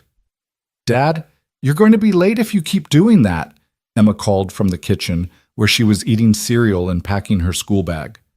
I almost have it, Jack muttered, watching the tie slip through his fingers again. Emma appeared in the doorway, still in her pajamas, and sighed with the exasperation only a 7-year-old could muster. Let me help. You know how to tie a tie? Mrs. Chen showed me on YouTube yesterday. She said you'd probably need help. Emma climbed onto the toilet seat to reach his collar and with surprising deftness created a perfect Windsor knot. There. Now you look like a real architect. Jack stared at his reflection. The man looking back wore pressed slacks, a crisp blue shirt, and a tie that didn't hang crooked. His hair was combed, his face clean-shaven, and if he didn't look too closely at the uncertainty in his eyes, he almost believed he belonged in this new skin. What if I'm not good enough? The words escaped before Jack could stop them, this confession of fear to a child who shouldn't have to carry it. Emma's hands rested on his shoulders, her reflection meeting his in the mirror. You pulled a person out of a crushed car while a mountain was falling on you. I think you can handle drawing buildings. Jack turned and hugged her, careful not to wrinkle his new shirt. When did you become the parent? Someone has to be the smart one in this family. Emma grinned and hopped down from the toilet. Now go. Mrs. Chen's taking me to school, and you need to get to Sterling Industries before you're late on your first day. The drive to Sterling Industries took Jack through parts of the city he rarely visited, where buildings were made of glass and steel instead of worn brick, where people walked with purpose in expensive suits, carrying briefcases and cups of coffee that probably cost more than Jack used to make in an hour. The company's headquarters was a sleek tower that seemed to touch the clouds, all modern architecture and intimidating grandeur. Jack's Honda looked embarrassingly out of place in the underground parking garage among the BMWs and Mercedes. He found a spot in the farthest corner, as if distance might somehow hide his car's age and rust spots, then sat for a moment with his hands on the steering wheel, trying to calm the racing of his heart. This was it. The moment where he either proved he belonged or confirmed every fear that whispered he was nothing more than a construction worker playing dress-up. Diana Torres was waiting in the lobby when Jack entered, her smile warm and welcoming despite the corporate surroundings. "Jack, perfect timing. How are you feeling?" "Terrified," Jack admitted. "Good. That means you care." Diana gestured toward the elevators. "Come on, I'll give you the tour and introduce you to the team. Catherine wanted to be here herself, but she's stuck in back-to-back meetings. She says to tell you good luck and that she's pulling for you." The elevator ride to the 12th floor felt like ascending to another world. Diana kept up a steady stream of information, where the cafeteria was, how the badge system worked, what the dress code actually meant versus what HR said it meant. Jack tried to absorb it all, but his mind kept sticking on one thought. Catherine believed in him. That had to count for something. The architectural division occupied the entire 12th floor, an open concept space filled with drafting tables, computer stations, and windows that offered a panoramic view of the city. Architects and designers moved between workstations, their conversations peppered with technical terms Jack half remembered from his college days. "This is your desk," Diana said, stopping at a station near the windows. It was equipped with a top-of-the-line computer, drafting software Jack had only heard about, and supplies that looked untouched and expensive. "Your supervisor is Michael Chen, no relation to your neighbor," I checked. "He's brilliant, a bit intense, but fair. He'll be your mentor as you learn the ropes." "When does he—" "Right now, actually." Diana nodded toward a man approaching them, probably in his early 40s, with sharp eyes and the kind of posture that suggested military background or exceptional discipline. "Jack Morrison?" Michael extended his hand and his grip was firm but not aggressive. "Michael Chen, welcome to the team." "Thank you for having me," Jack said, hyper-aware of how formal he sounded, how out of place he felt. "Diana's given you the basics?" When Jack nodded, Michael continued. "Good. Let's talk about what you'll actually be doing here. Catherine told me your background. 2 years of architecture school, nearly a decade in construction.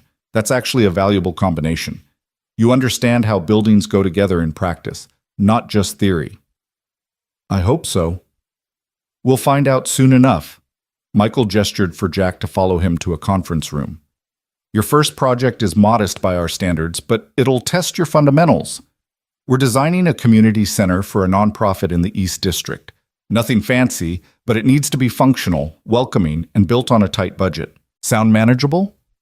Jack thought about the sketches he'd done over the years in his head, the buildings he'd imagined while his hands did mindless work. "I'd like to try." "Good answer. Not yes with false confidence, but I'd like to try with honest uncertainty. I can work with that." Michael pulled up blueprints on a large monitor. "This is what the previous designer started before moving to another project. Basic structure, nothing inspired. I want you to look at it, really look at it, and tell me what's wrong. What would make this building better? What would make it matter?" Jack studied the blueprints, and slowly, his construction experience began speaking to him in ways his rusty architectural knowledge couldn't. The main entrance faces north. In this climate, that means anyone waiting to get in during winter will be hit with the worst wind. And the community room is too far from the kitchen. Makes no sense if they're hosting events. What else? No natural light in the children's area. Kids need sunlight, need to see outside. This would feel like a basement. Jack pointed to another section. And these support columns. They're going to create blind spots in the main hall. Dangerous if you've got kids running around. Michael was quiet for a moment, studying Jack with an intensity that made him wonder if he'd said something wrong. Then a slow smile spread across his supervisor's face. "You see it. The practical stuff, the human stuff. Half the architects here design beautiful buildings that don't work for the people who'll actually use them. You're thinking about the users first. Is that good?" "It's exactly what we need." Michael closed the blueprints and leaned back in his chair. "Here's how this works. You're going to redesign this community center from the ground up. I'll check in daily, guide you through the technical aspects, help you remember what you learned in school. But the vision? That's yours. Show me what you can do." Jack felt something ignite in his chest, a spark that had been dormant so long he'd forgotten it existed. "When do I start?" "Right now." Michael stood and opened the conference room door. Your desk has everything you need. Don't be afraid to ask questions. There are no stupid ones, only expensive mistakes we make by not asking. And Jack? Michael paused at the doorway. Catherine doesn't make decisions lightly. If she believes in you, there's a reason. Now prove her right. The first hours at his new desk were overwhelming. The design software was more advanced than anything Jack had used in college, and his fingers fumbled over commands that should have been intuitive. Twice he nearly erased hours of work, saved only by a coworker named Rachel, who noticed his panic and calmly walked him through the recovery process. Everyone struggles at first, Rachel said, perching on the edge of his desk. She was in her late 20s, with purple-streaked hair and the kind of casual confidence Jack envied. I spent my first week accidentally creating buildings that defied physics. You're doing fine. I'm barely keeping up. Neither was I. Neither is anyone on their first day. Rachel glanced at his screen, where Jack had been attempting to sketch the basic outline of the community center. But that entrance repositioning, that's smart. Michael's gonna love it. By lunch, Jack had managed to create a rough floor plan that repositioned the entrance to face south, moved the community room adjacent to the kitchen, and added windows to the children's area that would flood it with natural light. It wasn't beautiful yet, wasn't refined, but it was functional in ways the original design hadn't been. Jack was so absorbed in adjusting the support columns when his phone buzzed with a text from Emma. "How's it going? Are you an architect yet?" He smiled and typed back, "Getting there. How's school?" "Boring. But I told everyone my dad is designing buildings now, and Miss Peterson said that's a noble profession." "What's noble mean?" "It means important and good." "Then she's right. Love you. Don't forget to eat lunch." Jack looked at the clock and realized it was past 1. He'd been so focused he'd forgotten about food entirely, forgotten about time, forgotten about everything except the building taking shape on his screen. When was the last time work had felt like this? Engaging instead of exhausting, creative instead of repetitive. The cafeteria on the 15th floor was nothing like the food trucks Jack was used to at construction sites. There were salad bars and hot meals, a sushi station and a grill, all subsidized by the company. Jack grabbed a sandwich and found a table by the windows, looking out over the city while his mind continued working through design problems. "Mind if I join you?" Jack looked up to see Catherine Sterling standing with a tray, her arm still in its cast but looking otherwise recovered. She wore a tailored suit that probably cost more than Jack's car, but her smile was genuine, almost shy. "Of course." Jack gestured to the empty chair. Catherine sat down carefully, maneuvering her cast. "I've been in meetings all morning, or I would have come to see you earlier. How's it going? Is Michael treating you well?" "He's intense but good. Gave me a project to redesign." "The community center."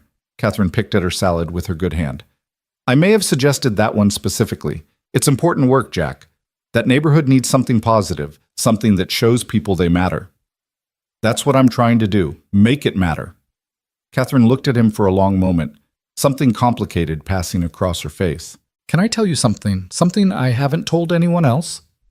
Jack nodded, uncertain where this was going.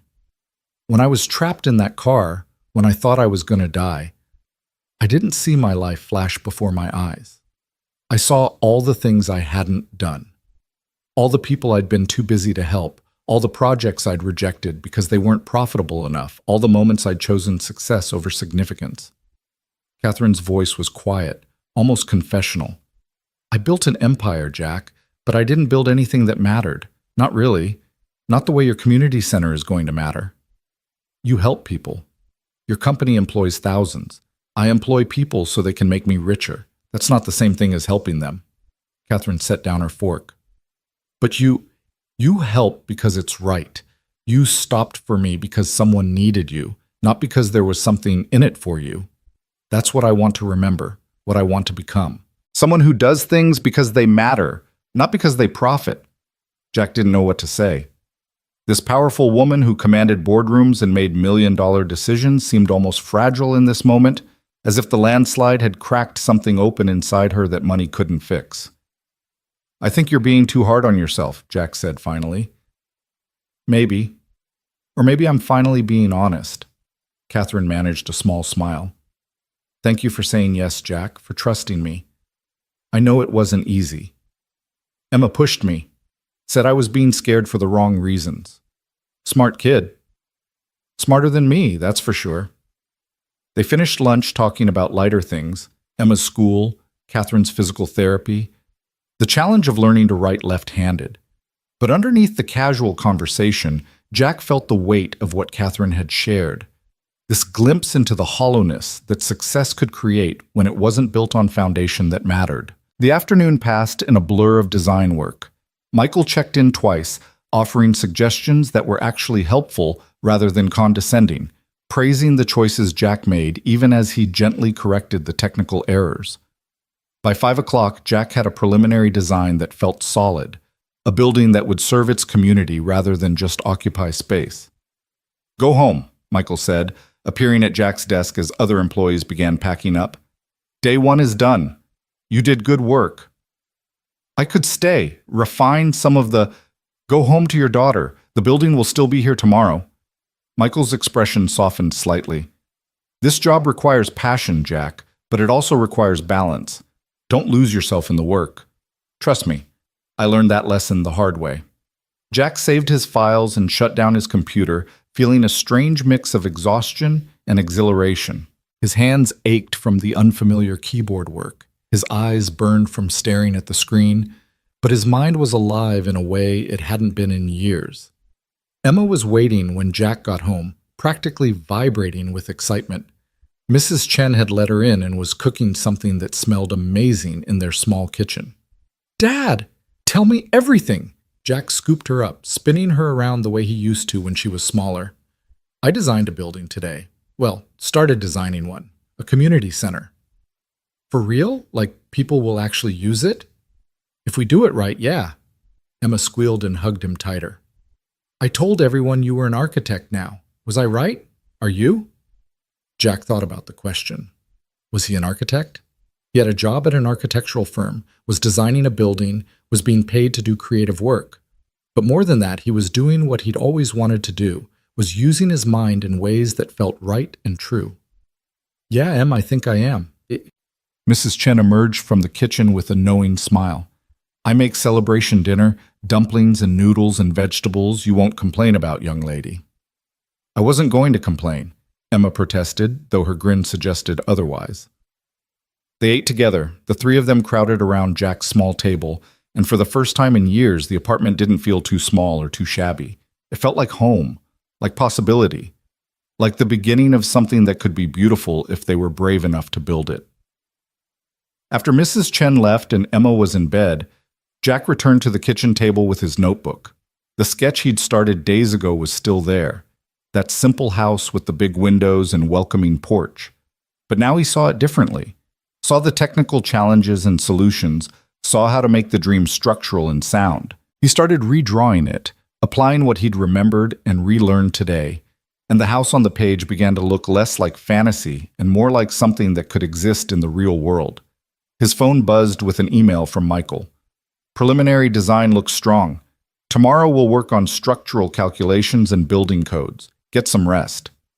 Jack smiled at the message, at this new reality where he had a supervisor who respected him, colleagues who helped him, work that engaged his mind and soul. He responded with a simple thank you and closed his laptop. The week that followed was intense but rewarding. Jack arrived early each morning, his tie now something Emma helped him with while they ate breakfast together, a ritual they'd developed.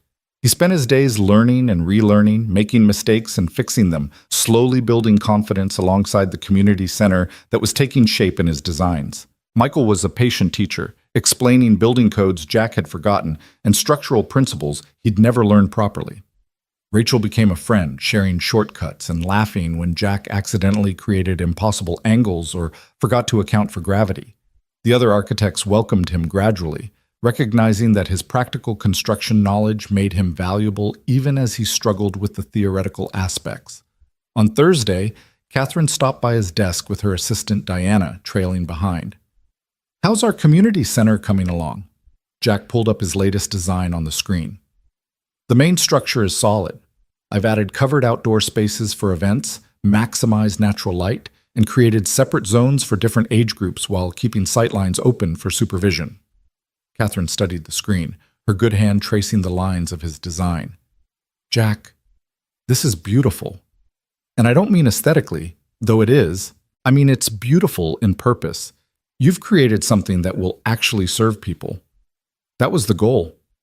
Can I show you something? Catherine gestured for Jack to follow her to the conference room. Once inside with the door closed, she pulled up another set of blueprints on the monitor. This is a project we're bidding on, a mixed-income housing development. The current design is efficient but soulless. What do you see? Jack studied the plans, his construction experience and developing architectural eye working together. It's too uniform, makes it obvious which units are subsidized and which are market rate, creates division before people even move in. Exactly what I thought. What would you do differently? Vary the facades, mix the unit types throughout the building, make it impossible to tell from the outside who's paying what. Add shared spaces that encourage interaction, community gardens, playgrounds, common rooms. Make it feel like a neighborhood, not a project. Catherine was smiling now, that same expression she'd worn in the hospital when Emma gave her the drawing. I want you on this project, not as an apprentice, as a junior architect. Jack's heart stuttered. Catherine, I've been here less than a week. I don't have my degree yet. I'm still learning the software. You have something more important than any of that. You understand what it means to struggle, to need affordable housing, to want dignity along with a roof over your head. Catherine leaned against the conference table. The lead architect is Thomas Wellington. He's brilliant with structure but terrible with human elements. You'd balance him out. And Michael says you're ready for more responsibility. He said that?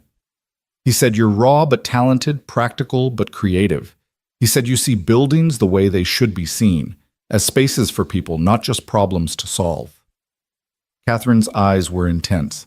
This is a big opportunity, Jack. Bigger than the community center. Are you ready for it? Jack thought about Emma, about the promise he'd made to try, to be brave even when fear screamed at him to play it safe. I'd like to try. Same answer as your first day. I'm starting to think that's your superpower, honest uncertainty instead of false confidence. Catherine extended her good hand. Welcome to the Wellington Project. We pitch in 3 weeks. Think you can have ideas ready by then? Jack shook her hand, feeling the weight of trust she was placing in him. I'll have something ready. That evening, Jack came home to find Emma and Mrs. Chen making cookies, the apartment filled with the smell of chocolate chips and sugar. Emma's hands were covered in flour, and she had a smudge of dough on her cheek that made her look younger than 7. Dad, you're late! We saved you cookie dough to taste! Emma rushed over, forgetting about her floury hands until she'd already grabbed his shirt. Jack laughed and hugged her anyway, flour and all. Sorry, got caught up at work. But I have news. I got assigned to a bigger project. Bigger than the community center? Much bigger. Apartment buildings for families who need affordable places to live. Emma's eyes went wide. Like us? Like we used to need? Exactly like us.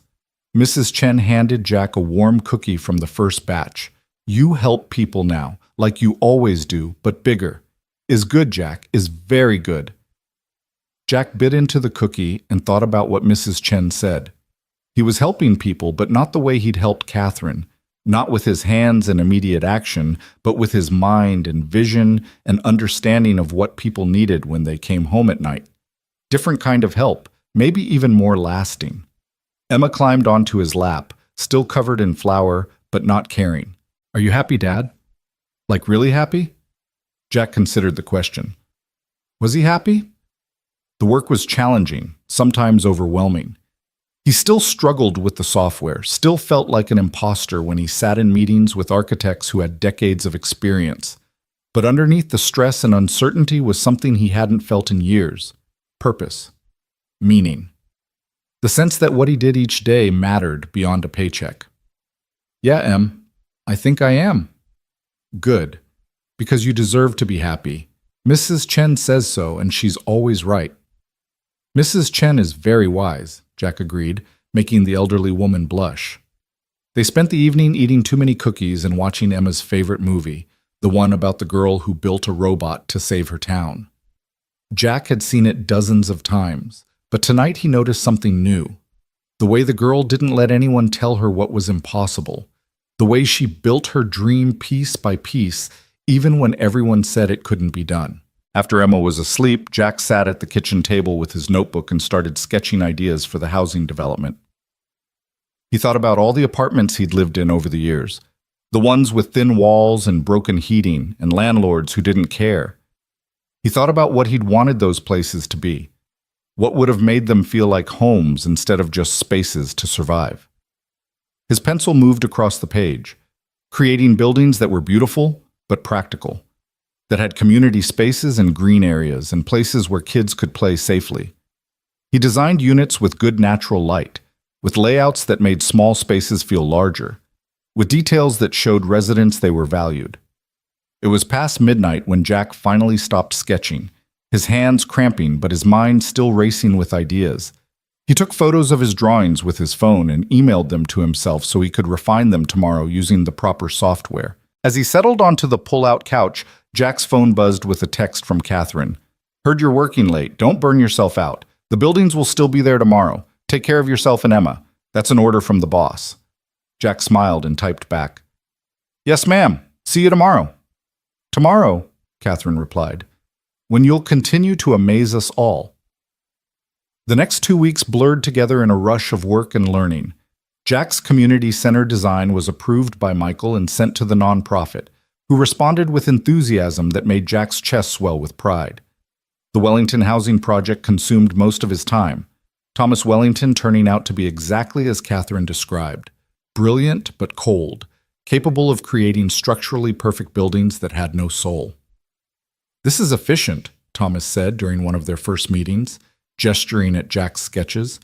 "But efficiency isn't always profitable. These community spaces take up square footage we could rent. But they create value in other ways," Jack argued, finding courage he didn't know he had. "Families stay longer in buildings where they feel connected to their neighbors. Lower turnover means lower costs long term." Thomas raised an eyebrow. "You've been here 2 weeks and you're lecturing me on long-term value? I'm offering perspective from someone who's lived in these buildings, who knows what makes them homes versus warehouses for people." The room went quiet, other architects exchanging glances. Jack wondered if he'd gone too far, if his inexperience had made him too bold. Then Thomas smiled, a rare expression that transformed his usually stern face. "Fair point. Keep the community spaces, but make them multifunctional. I want every square foot earning its keep." Jack worked with Thomas's parameters, creating spaces that could be community rooms or event spaces or workout areas that served multiple purposes and justified their existence in balance sheets as well as human terms. It was a compromise, but one that felt right. On Friday of his 3rd week, Diana appeared at Jack's desk with an envelope. "This is from Catherine. She wanted you to have it before the weekend." Inside was a handwritten note on expensive stationery. "Jack, enclosed is your first paycheck. More than a salary, it represents what you've earned through talent and dedication. You belong here. Never doubt that. Also, Emma's education fund is officially active. The paperwork is complete. Her future is secure. Yours is too. Believe it. Catherine." Jack stared at the paycheck, at the number that was more than he'd ever made in a month, more than he'd thought possible 3 weeks ago. This was real. All of it was real. And it wasn't luck or charity. It was earned, built on choices he'd made and work he'd done and potential he'd finally been allowed to develop. He texted Emma, "Pizza tonight? The good place with the arcade?" Her response was immediate. "Really? Yes, yes, yes. Really, we're celebrating." That night, watching Emma win tickets at the arcade and eat pizza without worrying about the cost, Jack felt something settle in his chest. Not just happiness, though there was that. Something deeper, peace maybe, or the knowledge that he'd made the right choice when he'd said yes to possibility. Emma was laughing, her face flushed with joy, and Jack realized this was what he'd been working toward all along. Not just survival, but this. Moments of pure, uncomplicated happiness. The ability to say yes to his daughter without calculating costs. The space to breathe without fear crushing his lungs. "Dad, come play!" Emma called, waving at him from a racing game. Jack joined her, and they competed against each other with fierce determination, Emma winning by a mile because Jack kept getting distracted by her laughter, by the sound of joy he'd give anything to hear forever. Later, driving home with Emma asleep in the back seat and a bag of arcade prizes beside her, Jack thought about the moment on that rain-soaked road when he'd made a choice that had seemed impossible. He'd chosen to help, to risk everything, to believe that doing the right thing mattered even when it was terrified. That choice had led to this: his daughter asleep with a smile on her face, a career that fulfilled him, a future that wasn't defined by limitations. And somewhere in a hospital room that night, Catherine Sterling had received a second chance at life that she was using to give second chances to others. Jack pulled into their apartment complex and carefully carried Emma upstairs, tucking her into bed with Mr. Whiskers and the stuffed dragon she'd won at the arcade. He kissed her forehead and whispered, "Sweet dreams, baby girl, dream big." Because now, finally, they could afford to. 3 months had passed since that rain-soaked afternoon when Jack's life had changed forever, and he still sometimes woke up expecting it all to be a dream. But then he'd see Emma sleeping peacefully in her own room, wearing pajamas that actually fit, and he'd remember that this was real. The scars on his hands had faded to thin white lines, permanent reminders of the day he'd chosen courage over caution. The morning of the Wellington Project presentation arrived with unseasonable warmth for January. Jack stood in front of his bathroom mirror, this time tying his own tie with practiced efficiency, and marveled at how much had changed. The man looking back at him had filled out slightly, no longer carrying the gaunt look of someone who skipped meals to make sure his daughter ate. His eyes were clearer, less shadowed by exhaustion and fear. He looked like someone who belonged in the world he now inhabited. "Dad, your portfolio is on the table," Emma called from the kitchen. "And I made you toast, only slightly burned." Jack smiled and emerged to find Emma already dressed for school, her new backpack packed and ready. She'd grown in these 3 months too, not just physically, but in confidence. The scared little girl who'd watched her father struggle had transformed into someone who believed good things were possible because she'd seen them happen. "Thank you, sweetheart." Jack took the toast and his portfolio, the leather case Catherine had given him last month. Inside were the finalized plans for the Wellington Project, buildings Jack had poured his soul into, designs that balanced Thomas's efficiency with his own understanding of what people needed. "Are you nervous?" Emma asked, studying him with those two perceptive eyes. "Terrified," Jack admitted, because he'd learned not to lie to his daughter about fear. "This is the biggest presentation I've ever done. If we get this contract, it means building something real, something that will last. You'll be amazing. You always are." Emma hugged him fiercely. "And tonight, no matter what happens, we'll celebrate. Because you've already won, Dad. You're doing what you love." Jack held her close, breathing in the strawberry scent of her shampoo, feeling the steady beat of her heart against his chest. "When did you get so wise?" "I learned from the best." Emma pulled back and grinned. "Now go. Mrs. Chen is walking me to school, and you've got buildings to sell." The drive to Sterling Industries felt different today. Jack's hands were steady on the wheel, his breathing calm despite the magnitude of what lay ahead. The presentation was scheduled for 10 a.m., and the clients, a coalition of affordable housing advocates and city officials, would be there to evaluate whether Sterling Industries understood their vision. Michael was waiting at Jack's desk when he arrived, holding 2 cups of coffee. "Thought you might need this. Wellington's already in the conference room practicing his opening remarks. Man treats every presentation like a TED Talk. Is that bad?" "Depends if you like watching paint dry." Michael handed Jack the coffee. "But here's the thing. Thomas handles the technical brilliance. You handle the heart. Together you're unstoppable. Just don't let him dominate the room. The clients need to hear your perspective." "Thomas has been doing this for 20 years. I've been doing it for 3 months. And you've lived the struggle these buildings are meant to address. That's worth more than 20 years of theory." Michael squeezed Jack's shoulder. "Catherine handpicked you for this. Trust that she saw something worth believing in." The conference room was already filling when Jack entered. Thomas Wellington stood at the head of the table, impeccably dressed and reviewing notes on his tablet. Rachel was setting up the visual presentation, and several other team members were arranging portfolios and materials. And there, near the window, was Catherine. She looked every inch the CEO today, her arm finally free of the cast, dressed in a power suit that probably cost more than Jack's first car. But when she saw him, Her expression softened into something warmer, more personal. "Jack, good morning. Ready to change some lives today?" "Ready to try," Jack replied, and Catherine laughed. "That's becoming your signature answer. I like it, honest without being defeatist." She gestured to the portfolios on the table. "I looked at your final designs last night. They're extraordinary. You've created something that will actually matter to people." Thomas deserves most of the credit. Thomas created structurally sound buildings. You created homes. Catherine's voice dropped lower, meant only for Jack. Don't minimize what you've done. Don't minimize who you've become. The clients arrived at precisely 10 a.m., a group of 7 people representing different housing advocacy organizations and city departments. They looked tired, Jack thought, like people who'd spent years fighting for scraps and learning to expect disappointment. He recognized that look. He'd worn it himself not so long ago. Thomas opened the presentation with his usual technical brilliance, walking through structural specifications and cost projections with the precision of a surgeon. The clients nodded politely, but without enthusiasm. They'd heard this before, promises of efficiency and affordability that somehow always fell short when translated to reality. Then it was Jack's turn.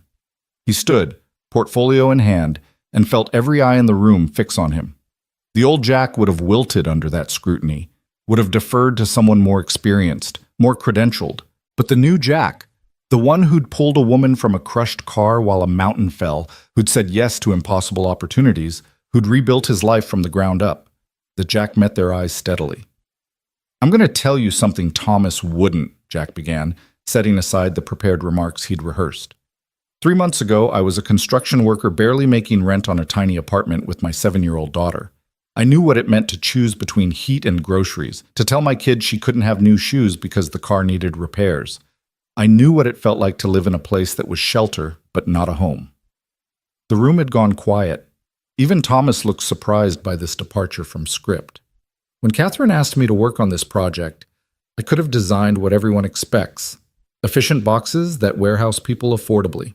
Buildings that get the job done but don't inspire, don't uplift, don't give residents any reason to feel proud of where they live. Jack opened his portfolio and pulled out the renderings. But I remembered what I wished for in all those crappy apartments. I remembered what would have made the difference between surviving and actually living. He walked around the table, placing renderings in front of each client. Every unit has windows positioned for maximum natural light. Studies show sunlight reduces depression and improves children's academic performance. The community spaces are designed for multiple uses, playgrounds that become outdoor theaters, community rooms that transform into tutoring centers or job training spaces, rooftop gardens where families can grow vegetables, teaching kids where food comes from while reducing grocery costs. One of the clients, a woman named Sarah Rodriguez, who ran a housing advocacy nonprofit, leaned forward with interest. "These look expensive. How does this fit our budget constraints?" "We maximize prefabricated components to reduce construction costs," Thomas interjected, back in his element. "The designs are modular, but don't look at. We're using sustainable materials that cost less long-term through energy efficiency." "But the real savings," Jack continued, "come from reducing turnover.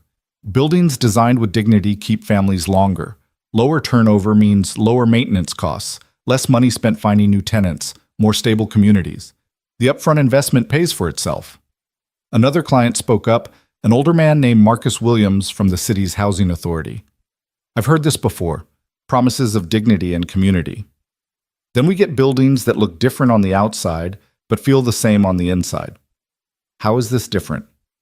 Jack thought about Emma asking him similar questions, about learning to trust good things again.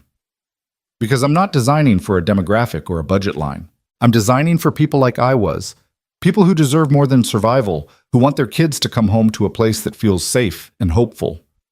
He pulled out another rendering. "See these varied facades? You can't tell from the outside which units are subsidized and which are market rate. No stigma, no visible division.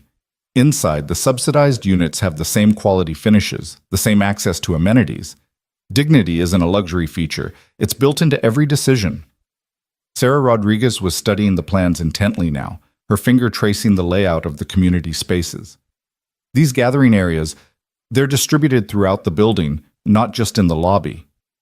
Every floor has a small communal space, Jack explained. Somewhere kids can do homework together, where neighbors can meet without it being a formal thing. Community happens in small moments, not just big events. We're designing for those moments. Marcus Williams set down the rendering and looked at Jack with shrewd eyes. You said you were a construction worker 3 months ago. How does someone make that jump? Jack glanced at Catherine, who nodded encouragingly. I pulled someone from a car crash. She happened to be the CEO of this company, and she decided to invest in my potential. Gave me a second chance at a dream I'd given up on. Catherine Sterling? Marcus's eyebrows rose.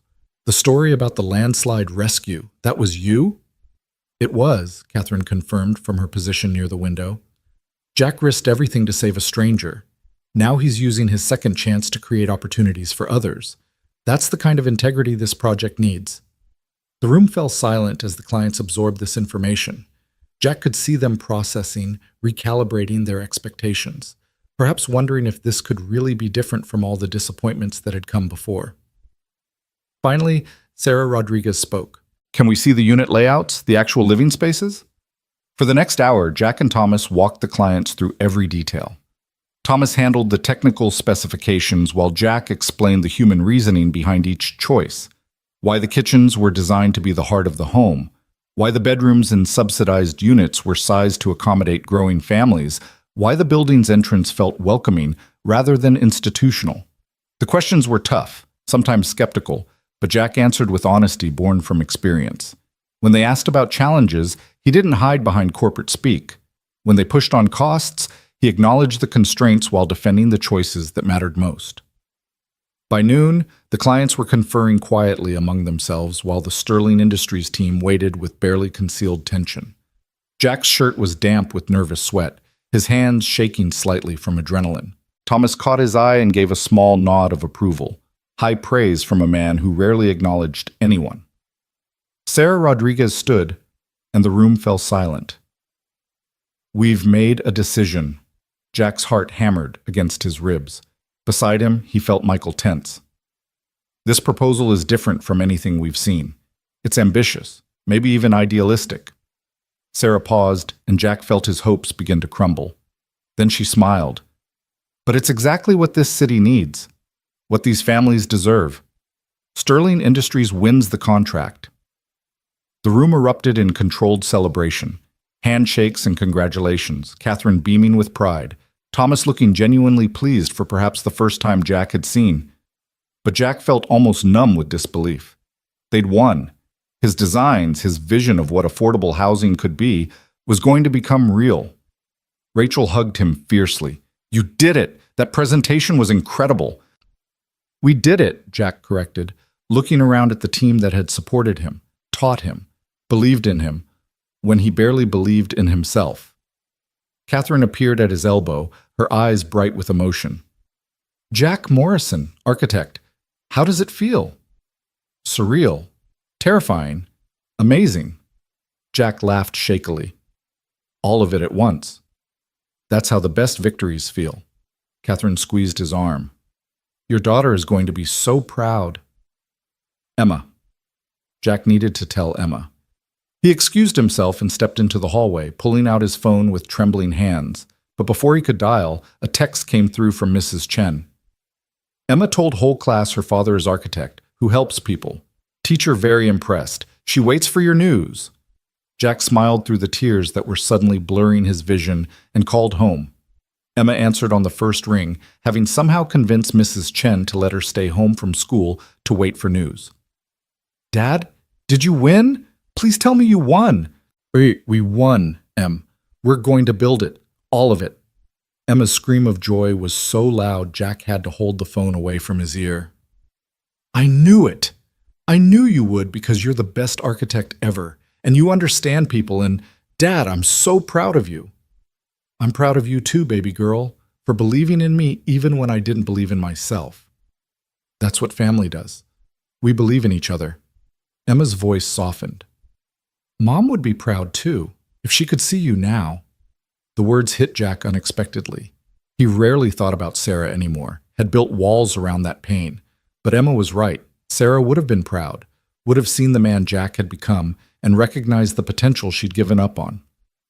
"Maybe she would," Jack said quietly, "but your opinion is the only one that matters to me." "Then you should know I think you're a superhero, just like I always said." After they hung up, Jack stood in the hallway for a moment, composing himself. Through the glass walls of the conference room, he could see the client still talking with Catherine and Thomas, see Rachel showing them additional renderings, see the beginning of something that would change lives. His phone buzzed with a text from Catherine. "Take the afternoon off. Celebrate with Emma. You've earned it." Jack didn't argue. He gathered his things, accepted congratulations from colleagues who'd become friends, and drove home with the windows down despite the January chill, feeling the cold air sting his face and remind him this was real. Emma was waiting on the front steps of their apartment building, Mrs. Chen beside her with a knowing smile. The moment Emma saw Jack's car, she launched herself down the steps and into his arms the second he opened the door. "Tell me everything, every single detail." Jack lifted her up, spinning her around the way he used to when she was smaller. "How about I show you instead? The presentation boards are in my car. Want to see the buildings we're going to make?" They spread the renderings across the hood of Jack's Honda, and he walked Emma through every design choice, every detail that would make these buildings homes instead of just housing. Mrs. Chen watched with tears in her eyes, seeing the transformation that had happened in these 3 months, not just in Jack's circumstances, but in his soul. "These people are lucky," Mrs. Chen said. "They get homes built by a man who knows what home should feel like." "I learned from you," Jack replied, "from watching you make our building feel like community, even when most people don't bother." Mrs. Chen waved away the compliment, but Jack saw her pleasure. "You take Emma. Celebrate proper. I have dinner already in your apartment, pot roast and vegetables. Real celebration food." That evening, Jack and Emma sat on their small couch, which didn't feel quite so small anymore, and Emma pulled out the drawing she'd made for Catherine months ago. It was starting to fade, the colors less bright, but the rainbow and smiling sun were still visible. "Do you remember what you wrote?" Jack asked. "Thank you for being brave," Emma recited. "I gave it to her because she almost died and you saved her, and I wanted her to remember someone cared. You know what I learned today? That bravery isn't just about the big moments. It's about all the small choices, saying yes when you're scared, trusting when you've been hurt, believing in good things even when experience tells you not to." Emma snuggled closer. "Is that why you stopped on the road that day?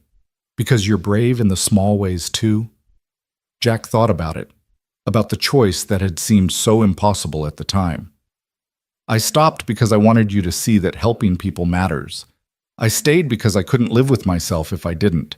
But saying yes to Catherine's offer, that took a different kind of courage, the kind that risks hope instead of safety." "I'm glad you risked it," Emma yawned, the excitement of the day finally catching up with her. "Because now you get to help so many people. Like we got helped." Jack carried her to bed, tucking her in with Mr. Whiskers and the stuffed dragon from the arcade. "Dream about the future, Em. Dream big." "What are you going to dream about?" "Maybe nothing. Maybe I'm already living the dream." After Emma fell asleep, Jack returned to the living room and opened his laptop. An email from Catherine was waiting. "Jack, the clients were so impressed they're already talking about a second project. Thomas says you have instincts that can't be taught. Michael says you're the best apprentice he's ever mentored. I say you're proof that sometimes the best investments are in people, not portfolios. Thank you for saying yes. Thank you for being exactly who you are. The world is better for it." Jack read the email 3 times, each word settling into his chest like a foundation stone. He typed a reply. "Thank you for seeing something in me I'd stopped seeing in myself. For turning a moment of crisis into a lifetime of opportunity. For showing Emma and me that good people still exist, that second chances are real, that doing the right thing sometimes does lead to the right outcome. I won't waste this gift. I promise." Catherine's response came immediately. "You couldn't waste it if you tried. It was already yours. You just needed someone to help you unwrap it. Sleep well, Jack. Tomorrow we start building dreams into reality." Jack closed his laptop and walked to the window, looking out over the city that had once felt like a prison of limitations and now felt full of possibility. Somewhere out there were families who didn't know their lives were about to change, who would move into buildings Jack designed and feel dignity they'd been denied elsewhere. Somewhere, Catherine Sterling was probably still working, driven by her second chance to make her empire mean something beyond profit margins. Somewhere, Emma was dreaming of being a veterinarian, her future secured by a trust fund that meant money would never limit her potential. And here, in a small apartment that had once felt like failure, Jack Morrison stood as living proof that one choice made in fear and courage could ripple outward in ways impossible to predict. He'd stopped for a stranger, and that stranger had stopped his freefall into a future of diminishing returns. Jack looked at his hands, the scars barely visible now in the dim light. These hands had torn metal and saved a life. These hands had mixed concrete and built other people's dreams. These hands had held his daughter through tears and joy, had signed contracts that would change lives, had drawn buildings that would stand long after he was gone. The next morning, Jack woke to his alarm with a sense of purpose that had become familiar over these 3 months. Emma was already up, making breakfast with more enthusiasm than skill, and the apartment smelled like slightly burned bacon and possibility. "Big day?" she asked, sliding a plate in front of him. "Every day is a big day now." Jack took a bite of bacon that was indeed more crispy than intended. "But yeah, today we start the actual planning process, turning drawings into construction documents." "Will you build it? Like, actually build it with your hands?" "No, baby. Architects design, construction workers build, but I'll be on site making sure it's built right, making sure my vision becomes reality." Emma considered this. "So you still get to see it happen, get to make sure it's perfect." Exactly. At Sterling Industries, the atmosphere had shifted. Jack was no longer the new guy, the charity case, the construction worker playing architect.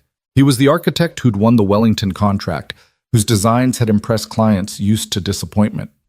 Colleagues greeted him with new respect, and when he walked past Catherine's office, she waved him in. "Close the door," she said, and Jack's stomach clenched with worry. But Catherine was smiling. "Relax, this is good news. The Wellington clients were so impressed they want to fast-track the project.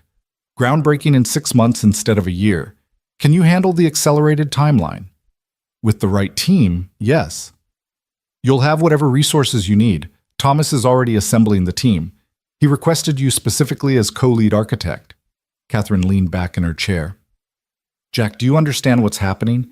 You've been here 3 months, and you're already leading major projects. That's not luck. That's talent finally getting the opportunity it deserves.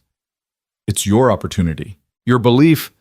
My opportunity was lying in a crushed car waiting to die. You gave me a second chance at life. This?" Catherine gestured to the building around them, to the world of possibility Jack now inhabited. "This is you giving yourself a second chance. I just opened the door. You walked through it." Jack thought about that metaphor, about doors and choices, and the courage to walk toward uncertainty. "Thank you for opening it. Thank you for having the strength to enter." Catherine stood and extended her hand. "Partners, Jack. In making the world a little bit better, one building at a time." Jack shook her hand, feeling the weight of partnership, of equals working toward something meaningful. Partners. The months that followed were intense but fulfilling. Jack worked alongside Thomas and a growing team to translate their designs into detailed construction documents. He spent hours with engineers and contractors, his construction background making him invaluable in identifying potential issues before they became expensive problems. He attended city planning meetings and community forums, listening to future residents describe their needs and incorporating their feedback into the designs. Emma flourished too. Her grades improved with the security of knowing her future was protected, her dreams achievable. She volunteered at a local animal shelter, already preparing for her veterinary career. And every night, she and Jack would eat dinner together, sometimes Mrs. Chen's cooking, sometimes takeout they could now afford without stress, and talk about their days. One evening in late spring, 6 months after the landslide that changed everything, Catherine invited Jack and Emma to dinner at her penthouse apartment. It was the first time Jack had seen where Catherine lived, and the luxury was almost overwhelming. Floor-to-ceiling windows overlooking the city, artwork that probably cost more than Jack's annual salary, furniture that looked like museum pieces. But Catherine herself, greeting them at the door in jeans and a casual sweater, seemed more interested in Emma's chatter about baby goats at the animal shelter than in her own opulence. "They're so cute, Catherine, And one of them is sick, so I got to help the vet give it medicine, and she said I was really good at keeping it calm, and maybe I could volunteer more and learn stuff. Catherine smiled, genuine warmth lighting her face. That sounds wonderful, Emma. You're already preparing for your career. Over dinner, which Catherine had cooked herself, insisting she needed to remember how to do normal things, they talked about the Wellington project, now days away from breaking ground. The designs were finalized, the contractors hired, the financing secured. In a few days, Jack would stand on an empty lot and watch the first foundations being poured for buildings he'd designed. I've been thinking, Catherine said as they finished dessert, about legacies and what we leave behind. Building my company was about ego, about proving I could succeed in a male-dominated industry. But the Wellington project, that's about something more. That's about creating lasting good. You've done a lot of good with your company, Jack offered. I've made money and employed people. That's not nothing, but it's not enough. Catherine looked at Emma, who was absorbed in her ice cream. When you pulled me from that car, Jack, I was at a crossroads I didn't know existed.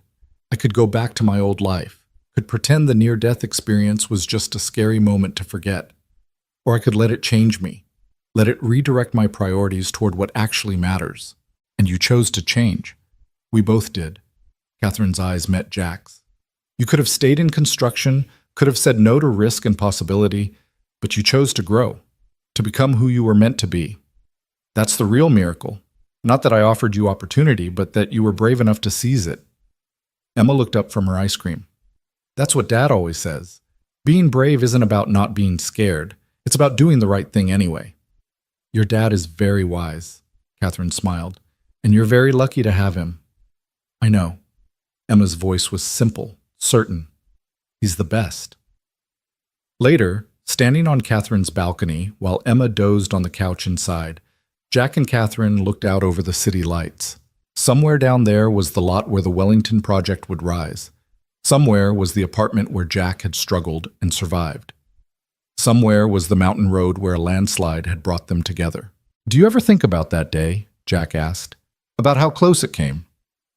Every day, Catherine admitted. I think about the sound of the mountain falling, about being certain I was going to die. But mostly I think about looking up and seeing you, this stranger who had no reason to stop, who risked everything for someone he didn't know. That moment restored my faith in humanity, Jack, in goodness, in the possibility that people can still choose compassion over self-preservation. I almost didn't stop, almost drove away. But you didn't. That's what matters. Catherine turned to face him. I've been meaning to ask you something. The construction workers you used to work with, the ones struggling like you were, what would help them most? Jack thought about Danny, about Marco, about all the men who'd given up on dreams because survival took everything they had. Education, access to training, to degrees they can't afford.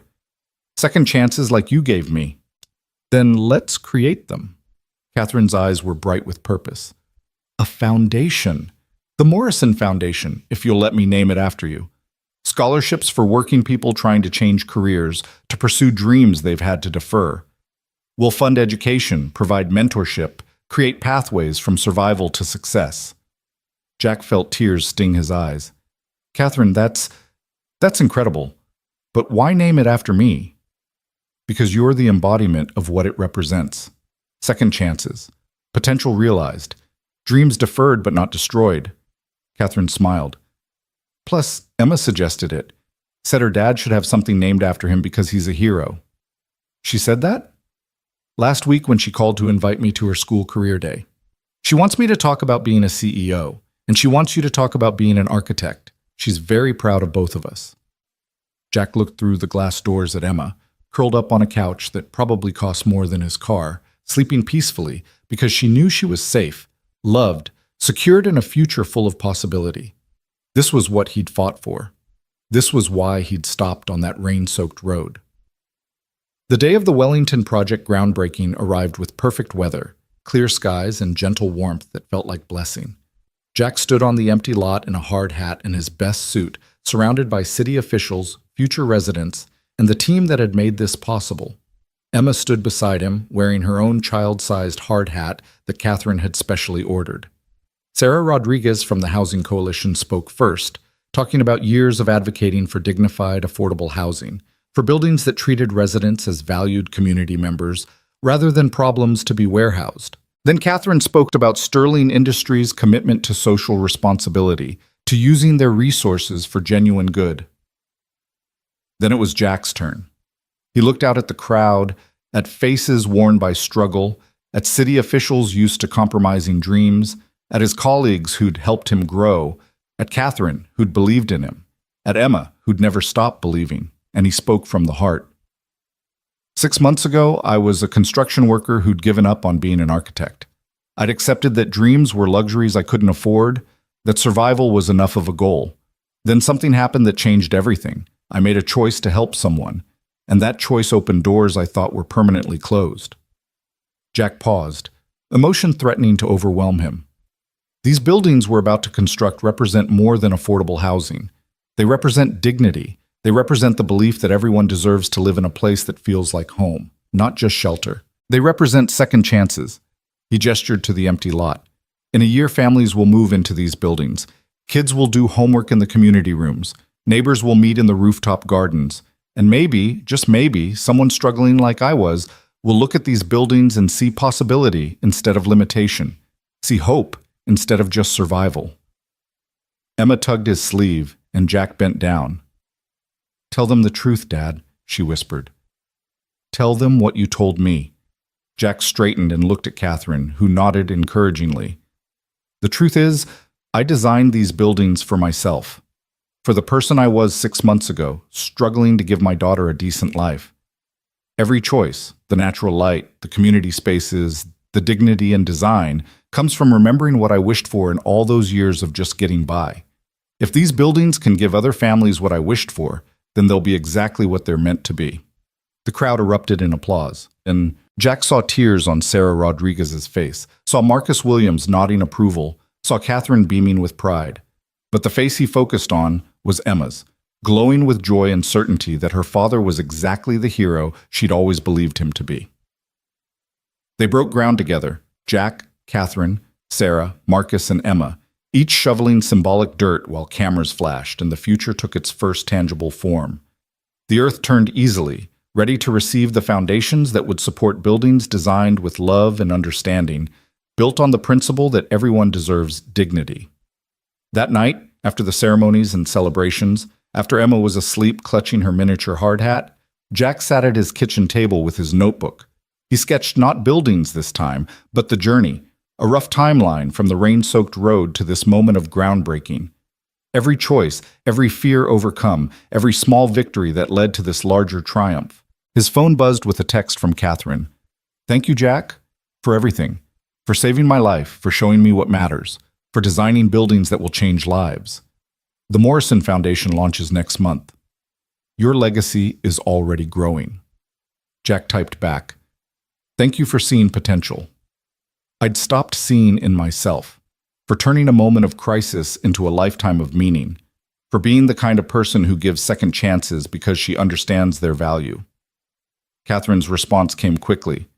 "We saved each other, Jack. That day on the mountain, we both got second chances. The difference is, we had the courage to take them." Jack set down his phone and looked around his small apartment. They'd been talking about moving, about finding something bigger now that they could afford it. But Jack wasn't ready yet. This place, with its thin walls and leaky ceiling, represented where they'd come from. It was a reminder that dignity wasn't about square footage or fancy fixtures. It was about love and purpose, and the courage to keep going when everything felt impossible. Maybe they'd move eventually. Maybe they'd find a bigger place, something that fit their new life. But for now, this apartment was perfect because it held every struggle that had led to every triumph, every fear that had been overcome, every dream that had refused to die. Jack walked to Emma's room and stood in the doorway, watching her sleep. Tomorrow she'd go to school and tell everyone about the groundbreaking, about helping build buildings that would help people. Tomorrow, Jack would return to his desk at Sterling Industries and continue refining designs that would become homes. Tomorrow, Mrs. Chen would probably make dumplings and share wisdom disguised as casual conversation. But tonight, in the quiet dark of an apartment that had witnessed transformation, Jack Morrison allowed himself to feel the full weight of gratitude. For the choice he'd made on a rain-soaked road. For the courage to say yes when fear screamed no. For the daughter who'd believed in rainbows and smiling suns even when reality suggested otherwise. For the woman who'd turned a debt of gratitude into an investment in human potential. The scars on Jack's hands caught the moonlight filtering through the window, permanent reminders of the day everything changed. He traced them gently, these marks of courage and consequence, and smiled. Some scars represented trauma, loss, pain to be forgotten. But these scars were different. These scars were proof that sometimes, when you reach out to save someone else, you end up saving yourself too. Jack returned to the living room and opened his laptop one final time. An email from Thomas Wellington was waiting. Morrison, your instincts on the Wellington project were impeccable. I've recommended you for promotion to senior architect. You've earned it. Welcome to the top tier. Jack read the email twice, letting the words sink in. Senior architect. 3 months ago, he'd been mixing concrete. 6 months ago, he'd been a construction worker with abandoned dreams. And now he was being promoted to the top tier of a profession he'd thought was lost to him forever. He didn't reply to Thomas's email. Instead, he opened a new message to the construction crew he used to work with, the men who were still struggling like he'd been. The email was simple. The Morrison Foundation is launching next month. Scholarships for working people who want to change careers, pursue deferred dreams. Applications open soon. If you've got a dream you gave up on, maybe it's time to pick it back up. Second chances are real. I'm living proof. Jack hit send and closed his laptop, feeling the circle complete itself. He'd been given a second chance, and now he could help others find theirs. The ripple effect of one choice, one moment of courage, spreading outward in ways impossible to measure. He pulled out the business card Catherine had given him that first day in the hospital, the one with her private number, now worn from being carried in his wallet like a talisman. On the back, in Emma's careful printing, were the words she'd written, "Thank you for being brave."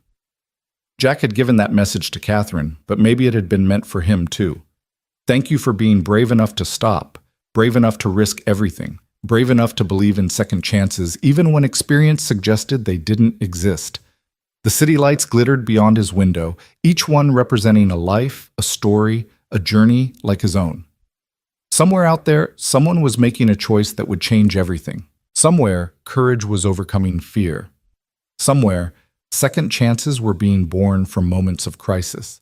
And here, in a small apartment that had witnessed transformation, Jack Morrison, former construction worker, current architect, forever father, finally understood what Catherine had meant that day in the hospital.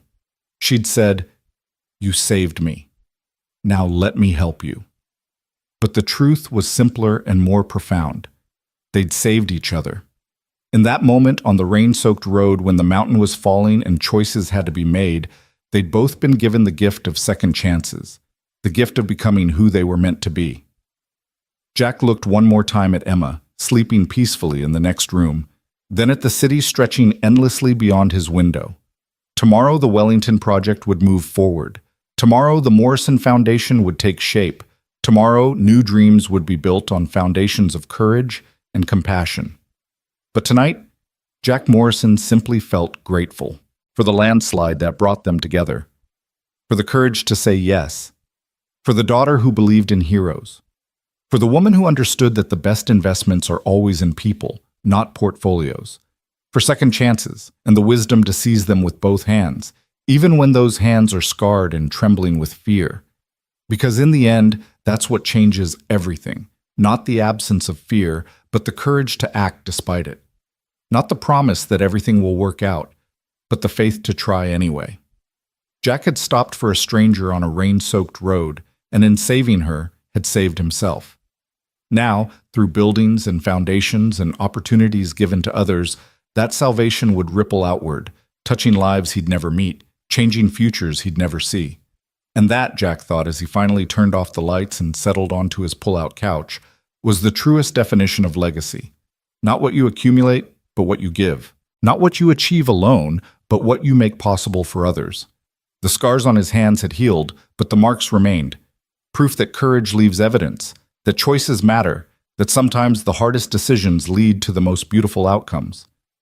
Jack closed his eyes and smiled, feeling Emma safe in the next room, knowing tomorrow would bring new challenges and opportunities, secure in the knowledge that he'd found his purpose, not despite the struggle, but because of it.